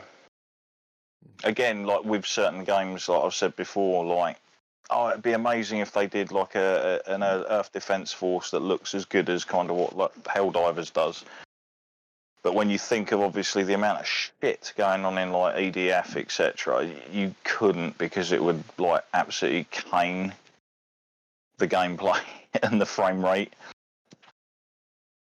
So, from making a massive, expensive game like Skyrim or Oblivion, I mean, although Oblivion is my least favourite Elder Scrolls, I would still like to see, obviously, what they've done with a remake, because if it's a remake and not a remaster, that could be quite interesting. Cool, man. Cool. Oh, okay. So it's back to me. Okay, I played one more game. Yep. I bought another game. I know. I'm terrible. But I had credit sitting on my CD Keys account from refunding that WoCast fucking car game. What the fuck it was called? Oh, Pacific Drive. Yeah. So I bought. Yeah. So I talked about it last week, Darren. It's shite. So I've been playing another game which is really good, and I recommend people pick this up. It's on all consoles. I picked up on Steam because Steam Deck baby, and it's going to be the perfect game to play on the plane. It's a little card game called Balatro. Have you heard of this? Have you seen this? No. No, but the name kind of does ring a slight bell, whether you've mentioned it in chat or I've seen someone on the old social medias talking about it. So, I mean, there isn't really a lot to say on this, except for that if you know how to play poker, you'll know how to play Balatro. So basically, it's poker, but done in a way where you get these Joker cards and they change up the game, and you do it in different runs. So you do a run, and then you'll lose. A roguelike, shall we say. And every game and every run is different, because basically after every game you win, you get to like a shop screen and you can buy different Joker cards which change up the game. So they'll change it up, like you'll get more a bigger multiplier for certain suits. So say if you get like a full house or something, it will add on your multiplier or something like that. And then you get these other things you can buy which buff your cards. So if you play certain cards, you get more points, etc., etc. It's a simple design, but it's just really just chill and fun, because I really like poker anyway. So I know how to play the game, but it's a really interesting twist on that classic card game, because it's just fun and there's no betting or anything like that. It's just literally you're running through, playing the cards, and it's just fun. It's done in kind of an old school kind of graphical style. So it looks decent, but it's got like the CRT scan lines going across the screen, trying to give it that retro vibe. And it's just fun, man. It's got that one more go thing about it. And I think it's really blown up. It's sold fuckloads of copies this past week, and that's how I found out about it, because I saw it on the news. I saw it on Twitter. One of the gaming sites had posted about, this game has sold a silly amount in the first couple of days, and it's like one man who made it. And I was like, oh, check this out. And I was like, oh, this looks really good. And it is. It's really fun. So, yeah. Balatro, a little roguelike poker card game. It's fun. Check it out. And that's it. That's all I played. Anything else from anyone else? No, not from me. I'm guessing Nick and Darren are done as well. Yeah, basically, just dailies on the usual things. Mm-hmm. No point really talking about it. Right, so there's been some big news this week. More layoffs in the gaming industry. Just a few. Obviously, we've had the Microsoft ones, we've had the Ubisoft ones, we've had a few other developers, publishers, I can't remember the names of them now. But this one, this week, is PlayStation. 900 job losses. London studio completely shut down. Loads of studios are affected, including Naughty Dog. They've had to cancel some games, and some other studios within PlayStation have also had to cancel games, apparently. So it's another sad day in the gaming industry. Now, a couple of things of note that I've taken away from this is something's going on in the UK in general, because tech in general, there's been a lot of job losses the last year or so with tech companies just moving all their shit to other countries. Obviously, the gaming industry. Mate, they used to get really good tax breaks and benefits over here, but they don't now, do they? But maybe they don't get any more, so they're moving them off to other places. Yeah. But the gaming industry, and I think we touched on this. Well, I've certainly touched on this chatting to people in the Discord. There's been a lot of job losses within the last 6 months in the gaming industry. A lot. Thousands and thousands. It feels to me that we're kind of on the precipice of kind of the second video game crash. But I don't think it's going to be as devastating as the previous one in the 80s, because obviously those games that are making money, which are those kind of games that have all the microtransactions and the free-to-play and all that, I think are going to be alive and well. But I'm talking about the traditional video games, right?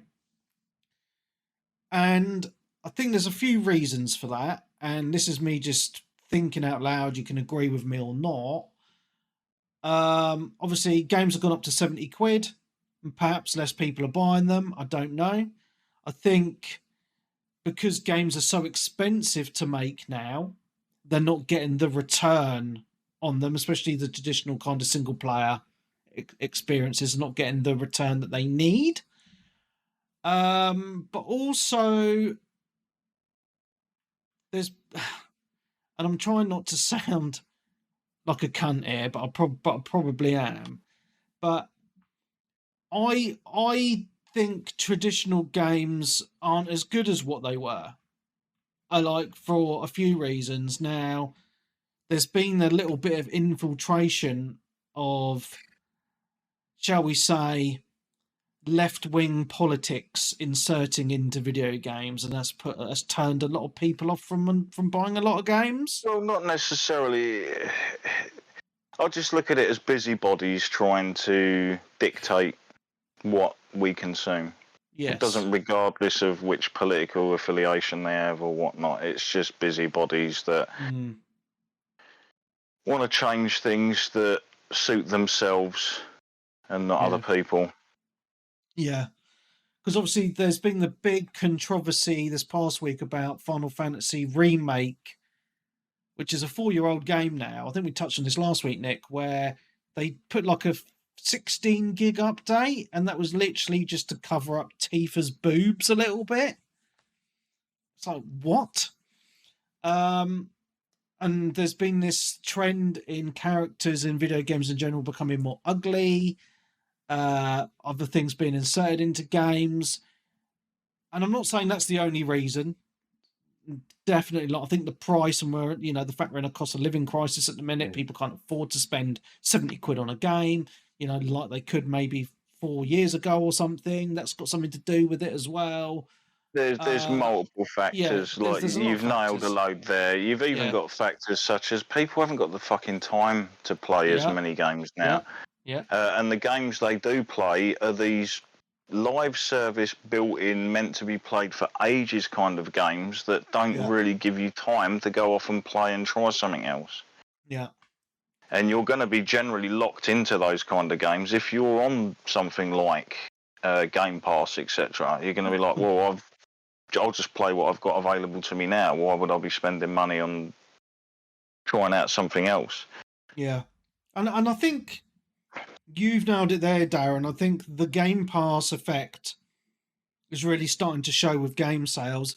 And it's not just Xbox, because PlayStation Plus, if you have that top tier, it's got quite a good offering now, to be fair to it. I know it doesn't really get talked about a lot, but there's some good titles there as well. Now, so you've got all those factors, and it just feels like there's all of that, but also it feels to me there's a lot of games coming out as well, but not all of them are super great. I don't know.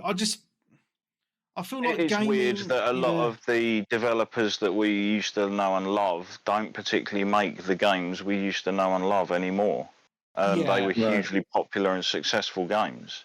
Yeah, and that's kind of what I was trying to get to. Just because we had way more games releasing back in the day. Like we've said about this before. Like where you get a week and it's like, oh, there's 3 games out I want this week, 2 games out the following week. Yeah, but now it's like you're lucky to have a few a month. But those games were quality games, and they didn't consume your life. Like, yeah. Obviously, like the 360 era was kind of had the AA games as well, which I really enjoyed. Well, it's the AA games that are actually doing really well at the moment. Yeah, but single player experiences, to stick to that for the moment, they weren't all these open world sprawling games that took you 100 hours. They were about 8-hour games, and they were really good. They were done. You know what I mean? And I kind of miss that at the moment. Just that 8-hour this is the experience. Thing. We say that, but then if a game company does bring out a game like that and charges like full price for what people expect from games now. You're going to get a lot of people go, fucking hell, this is it. I can finish it in 12 hours. Yeah, but I think the difference is 360 era, you could pick up games launch about 40 quid. Yeah. Now you're looking 40, 45 quid, 50 quid, yeah. You're looking now 60 to 70, you know. And more if companies had their way. Yeah. And I know, obviously, inflation and shit like that, etc. And I know cartridge games back in the 90s were really expensive. But, you know, I think in general, people, I mean, I'm just talking about my personal experience. People in general have less disposable income now. And I think it's just a thing. You know, well, that's true. That's just generally true because the price of food's gone up, the heating bills, electricity, all of it. Yeah. I mean, the money's going to increase for minimum wages going up, isn't it, this month? But it's still not going to particularly offset the damage that's actually been done, and it's going to take people a little while to recover. Yeah. So obviously, and entertainment people are being more frugal with their money. Yeah. And, you know, entertainment, video games, movies, music, whatever is kind of like, well, it's not a necessity. So, you know, you only spend that money if you actually have it. You know what I mean? So I think gaming is in a weird place at the moment because, you know, like the movie and music industry moved over to that full digital, that subscription-based model for a lot of it, etc. And I think, sad to say, for people like you, Darren, and Nick, who like your physicals and your collecting, I think we're kind of in that transition period. And it's definitely been going on. I mean, it is sad and annoying because obviously good stuff gets through, but in my opinion, like when it comes to both of those industries, the content isn't there that I'm actually that interested in. So it's kind of like, well, I don't give a shit because I don't really like what you're making. Yeah. Nothing's really grabbing me as much. I mean, I love a good film. Everyone loves a good film, but there hasn't been a really great amount of films out where I'm like, oh, I've got to go and buy it. That was amazing. Well, the last couple of years have been a bit shite for movies, I think. But so where I am at the minute with TV shows, as an example, is I find myself the last year or two, I've been watching just stuff from like the late 90s, early 2000s and stuff like that, because it's just, I find the humour more my style, so if it's a comedy series or something like that. And I'm trying to decide if it's me just getting old or it's just stuff now is just more shit. Oh, it's there's so many people, like during the lockdowns and stuff, loads of people were rewatching things like Friends and all of the old comedy series and that were on streaming more than like the new shows that they're actually releasing on streaming. That's mad, isn't it? Yeah. Now, what I don't want myself to get to is, because I love gaming, it's my favourite hobby, I don't want to be like that with my games, but I kind of look back at some of these games like Skyrim as an example and think, oh man, I'd love to replay that, it's fucking amazing. But I think I'm still in a happy place with current gaming to a point, but I'm just worried that will not continue, you know? That's just my personal Everything comes to an end. Yeah, I know. That's just the fact of life. Yeah. But gaming is in a weird place as well when it comes to new content, because like all the best games are remakes or remasters at the moment, and it's just weird because it's like, so you're actually saying that the games that are doing well and people are really enjoying are remakes of old games that they originally enjoyed. Yeah, if those companies decided to go like, let's make a game like we used to do back then, and then they take it to the fucking top, and the top's like, I don't know. We got to make money for our shareholders and all that bullshit. Like I've always said, no, let's do this. Let's do a live service game. Let's do fucking microtransactions out the wazoo and stuff. Let's make something that's really huge budget that we get a shitload of money back. And they're the games that are kind of failing. Like for every failure, you'll get a success. Yeah. That's true. But there's a lot of companies that have been gambling on all that stuff.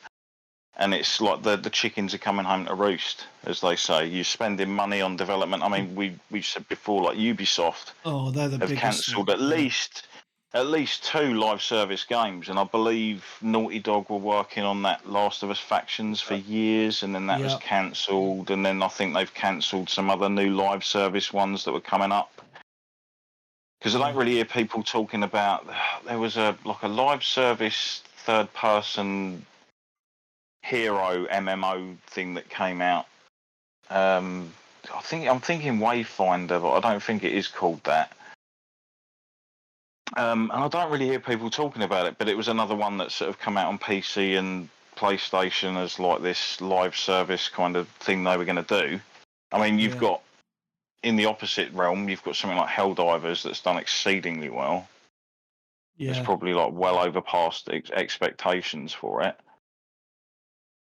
Yeah, I think it's trend chasing. Companies should just do what they've either always generally done or just be willing to take that risk and move away from just the classic sort of model that we seem to be getting with most games these days. Yeah. Agreed. Because the games that are finding quite a lot of success are ones that are doing that, or it's another company coming in like Power World did earlier this year. Yeah. And basically like, oh, were you annoyed with the last few Pokemon games? Well, is one that's not exactly Pokemon, but it's a very similar sort of idea. And it did exceedingly well, yeah. And it did exceedingly well. It's the same, mate. It's just business. It's the same. All these businesses and corporations throughout all the industry. Like I said, towards the end of 360, we peaked, and then they started sticking their oar in with stuff that nobody wants and forcing multiplayer into games that I think needed to be in and things like that. And obviously, that takes time away from and resources away from developing the game to be good. If you see what I mean. Just look at Epic shut down an entire. I can't remember. It's not the what's the arena-based hero team games where you capture bases. It's got a name like League of Legends MOBA. That's it. Yeah, they shut down like a full MOBA just so they could put their team onto Fortnite. That's crazy, isn't it? Yeah, but I bet you've got a lot of these execs and their kids and say, "What's my kid playing? He's playing Fortnite. Right, that's the game all the kids want to play because my kid's a cool kid. So make Fortnite, please." And he's like, "But we're making a Batman game." Nope. And put gambling stuff in it and microtransactions and put all this stuff in. So these developers, they're doing what they're told, whilst also making the game worse because they're spending time on stuff that nobody wants. The thing that's actually, we've said before, isn't it, that some of these companies are actually posting, like EA was another company that let go a load of employees this week. Yeah. Or I saw the news about it this week anyway. Because they're not making the money that they thought they were making because... but they posted profits. They posted, like, big profits, and they're still kind of letting people go. Yeah, profits for them, not profits for the people they're getting rid of. Yeah, whereas I think it would be nice every now and again if you actually gave developers performance bonuses and stuff, and not based on whether the game gets a Metacritic score of who gives a shit. Actually base it on if the game sells really well and there's a shitload of money coming back in, just funnel a lot back to some of your employees and see how happy they are about that, and know that they'll probably give their all on the next title they work on because, hell, they want it to sell better so they can get a little bit more cash.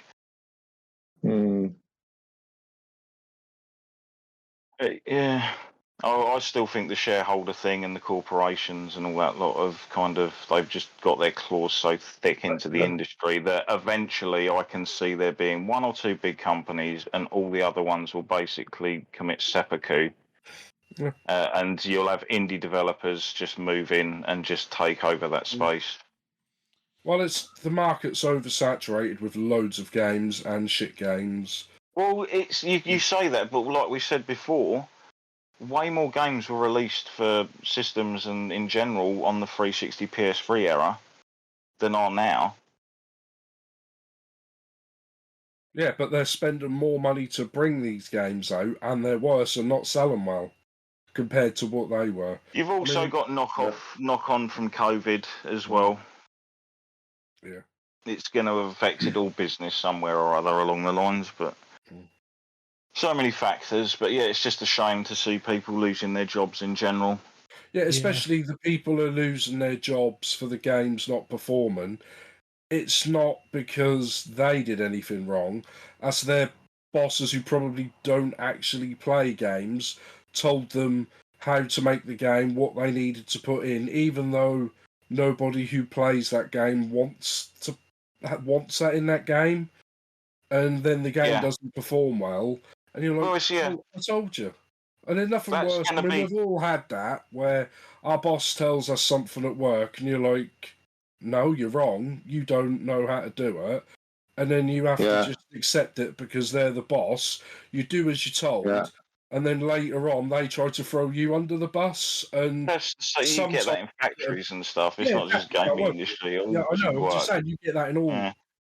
Whereas you're either in a place where you can defend yourself or you're not. And like you said, now all these lot are getting laid off. It's not they were doing as they were told. They all knew. Like all those people at CD Projekt Red them years ago, they knew Cyberpunk wasn't ready. They were telling us on social media before, the game's not ready, but they told us to release it. And, the same a lot of these people, like the people who made the reason they released Cyberpunk early was to appease shareholders and stuff. Well, I know it took a long while for it to come out, obviously, but and stuff like that. And they sometimes, I think, and it's probably not the actual, the on the floor developers. It's the people in charge, the middle management keep making up their mind. I mean, I heard some more news. I know game creators aren't going to be literally sitting there and being like, we could have some microtransactions in here. We can do that there. Yeah, that whole gameplay idea I had, that's awesome. Yeah, we're just going to throw that out and we're going to put this in. It's like a loot box. Yeah. I mean, that's going to demoralise a lot of the people who work on the things. Anyway, it's almost like, do you remember back when you were in school and you were working on a project? Yeah. And then it didn't start going the way you wanted, and you just lost heart, and the whole thing just ended up like shit. Yeah, when you know that there's nothing at the end, where you're like, it'll do. I'll just hand it in. It's a passing grade, but it's nowhere near as like what I was people working on, like I said, the Arkham games and that Suicide Kill the Justice League, and he's like sat his boss, who comes in who doesn't actually play games. He's like, oh. Mate, what are you doing? Oh, well, I'm working on the animation. Oh, don't worry about that shit. Put this loot box in. Put this gambling thing in. Every time you hit them, spin like a fruit machine and do that. I'm doing the lighting effects, mate. Oh no, don't fucking worry about that. Do this, and then they do everything that they're told. The game come out and sells like shit, and a load of people who worked on that. They're going to get laid off, aren't they? Because the last couple of games have sucked. They know why they suck. It's not anything that it's not a choice they made the game they were told to make. Yeah, basically. Yeah. And, Oh, you're writing the story. Oh, don't worry about reading any source material. It's fine. Just make it up as you go. Yeah. I'm sure the fans of this franchise aren't going to mind that in the slightest. Just what you get with people. Like, we recently rewatched the Star Wars movies, and like some of the stuff that they came out, they were like, "Oh, well, we think all Star Wars is shit," and I don't even like Star Wars. I don't want to direct a Star Wars movie. I hate Star Wars. Well, why the fuck are you doing it then? Do you know what I mean? It's just middle management and management, mate. Yeah. And of course, if anyone is listening to this who I work with, you're all sweet as a nut. Good save. Good save. Yeah, was there any other stories, Webby? I'm trying to think. That obviously the gaming losses were like the biggest of the. There was a Pokemon announcement, wasn't there, this week? But I'm not really a Pokemon person. So, Nick, did you hear about that? There was like a Pokemon Direct. Not a clue, mate. Last week. I saw it on YouTube. I haven't played Pokemon since Arceus, and before that, that's like Game Boy Advance, really. The only thing I knew was another what's the word? Game visionary, or what another word they made up. Someone else has gone in to try and save Fable from development hell. Well, it looks awful, mate, to be honest. It doesn't look like a Fable game. It looks like a woke little nightmares. And you're does, yeah. Exactly. Probably more people. Has there been gameplay of it yet, or just like the last trailer that they had? Last trailer, but apparently the people have gone in and they want to rip it up and start again. And I'm like, it's been 5 years. I thought it'd be on Fable 2 by now. I mean, it's Playground Games, isn't it? So you're talking about a developer whose the racing games are their forte. Yeah, but they'll probably... Exactly. Why are you getting people who do racing games to do that? Like, why did you shut down Lionhead? People that are making games like that, and then try and get a car company to make a game, and then they get halfway through making the game, and then they go, hang on, no, bang out another Forza, pause all that Fable shit. All right, yeah, do the racing game. Want to go back to it? Well, I can't go back to it because half the people who started working on it have left and retired and moved on to other things. So we've got to start again. I mean, we only know about the games that actually come out. How many games get like maybe a couple of years into development and they're thinking like, oh, we'll get ready to show this or talk about it. And then the people at the top are like, that game you've been working on, yep, cancel that. Fucking, we're not doing it anymore. We're going to do this game over here instead. Oh, nightmares. We've even got that in in the movie industry where they finished the old Batwoman movie, finished, and there's another one with John Cena in it as well, where he's, I don't know what it is, I think there's like a... Oh, you're on about the Tom and Jerry film, Roadrunner or something, wasn't it? Like that, yeah. Coyote, something versus Coyote, wasn't it?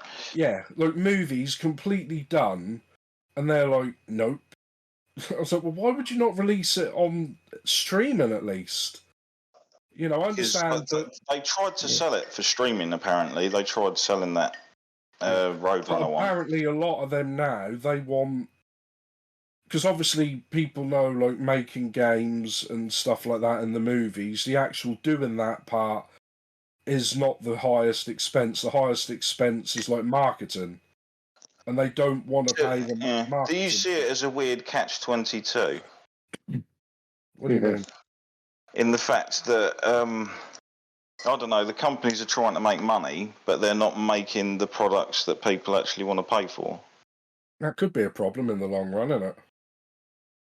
So they're just adamant in their own heads, we will buy what they tell us to buy, and we will like what did you notice? And we don't, and they get upset. Have you noticed the terminology for that has actually changed? No, well, from you going out and buying something, you're no longer a customer anymore. The new term, or the terminology they changed it to, is consumer.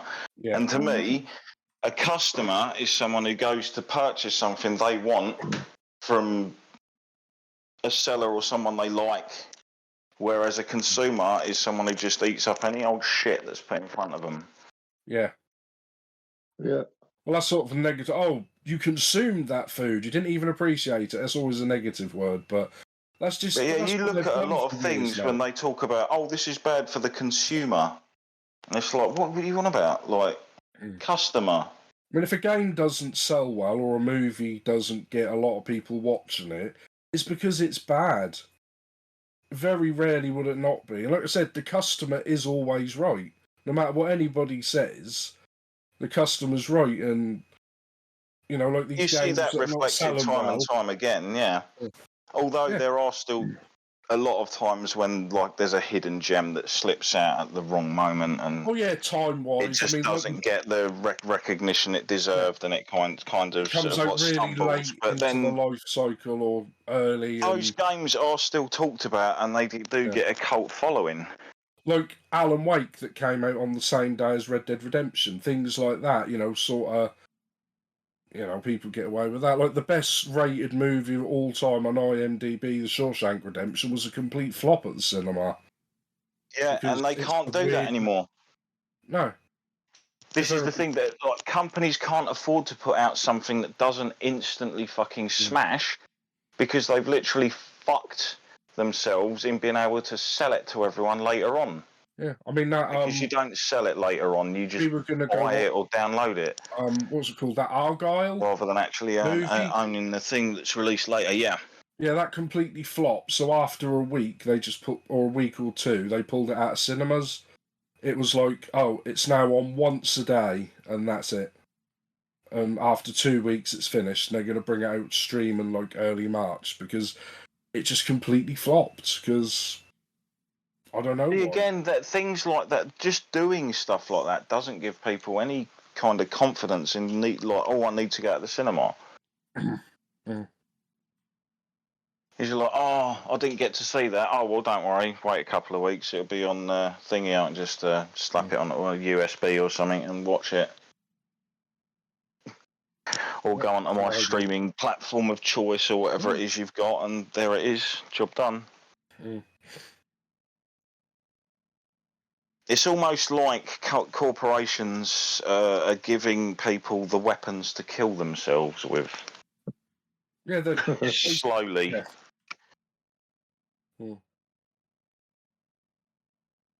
And other people, like I said, coming in and just doing the job for them. But yeah, shall we sort of end it there? Because we've been going a fair bit and it's 10:15. On that happy note, we should end it here. Yeah, it's 10:15. I can't believe it. Yeah, so yeah, it's been awesome, guys. Thank you for the great conversations this week. Really enjoyed myself. And don't forget, we are off for 2 weeks. So we will see you on the 25th, 6th of March is when the next episode will come out after this one. So it's been emotional. So for me, Mark Webb, Gamertag, Pearson ID, Steam ID, Webby360G. And Graham, G Hamox 14. Nick Fights on Twitter and Twitch. And Sensei Switch. So thank you very much. We will see you in 2 weeks. Goodbye.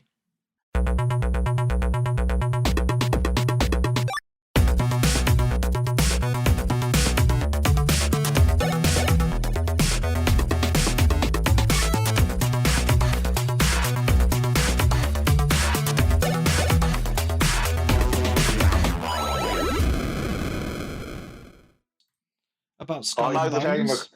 I know the player counts for Suicide Squad plummeted, didn't they?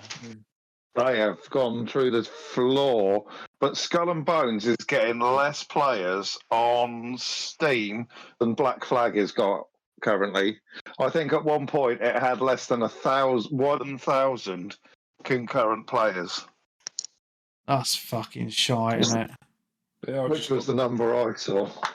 I just put my car in the thing. That's nice, mate. That's lovely, that. Yeah, I just spent 12 grand, so I can't buy more toys. Oh. It's really nice, Honda, that. Yeah, I like that. Yeah, I just had out. I've had German the last few times, and I just got a bit... Yeah. They're all right for a while, then they go wrong spectacularly. I'll get the little spoiler. Not a huge fin or anything silly like that. You can get like a little... Because there is it's either on that version or there's a sporty GT version of it, kind of thing. That Skull and Bones, though, just quickly, yeah, because I was reading it had under 1 million players, but that's including all the people that have played it on the free trial. Yeah. Ouch. Yeah. Why didn't they cancel that game like 4 or 5 years ago when it was obvious that the game was in trouble? Because they're Ubisoft and they're idiots. Because again, it's one of those games that I just look at it and just think, yeah, this is kind of good and cool for what it is to a degree, but you made a better pirate game than this ages ago. 10 was it 10 years, 12 years ago? I can't remember now. Probably, I think it's about 10 or 11 years. Like Black Flag. It's crazy. Mental. Well, that's because what else are Ubisoft releasing at the moment, though? Really, what other games have they got? Well, they've ridden on Rainbow Six, I think, a fair bit. That's worked out reasonably well for them. Yeah. They got success with, obviously, Ghost Recon Wildlands, I think it was, wasn't it? Yeah. Was it Breakpoint that I'm thinking of? One of them did really well, the other one not so much. It was Wildlands that did pretty well for them. I suppose Assassin's Creed's the next thing that's coming up. I don't know how well Mirage did. Oh, I don't know. I only know one person that bought it. Elliot. Yeah. I don't know anybody who's bought it. Well, now you do. Cool. Right, well, have a lovely holiday. Yeah, cheers. Yeah. Eat too much, drink too much, all the usual stuff. Yeah. I'm gonna head off. Yeah, me too, man. It's late. Yeah. Take it easy. Nice to speak to you guys. Have a good one. Yeah, and you take it easy. I'll hopefully catch you in a couple of weeks. Yeah. Yeah, speak soon. I'll make sure I send you some nice pictures. All right, catch you later. Oh, what, in the group, Yeah. See you later. Nice. Yeah, bye. See you later.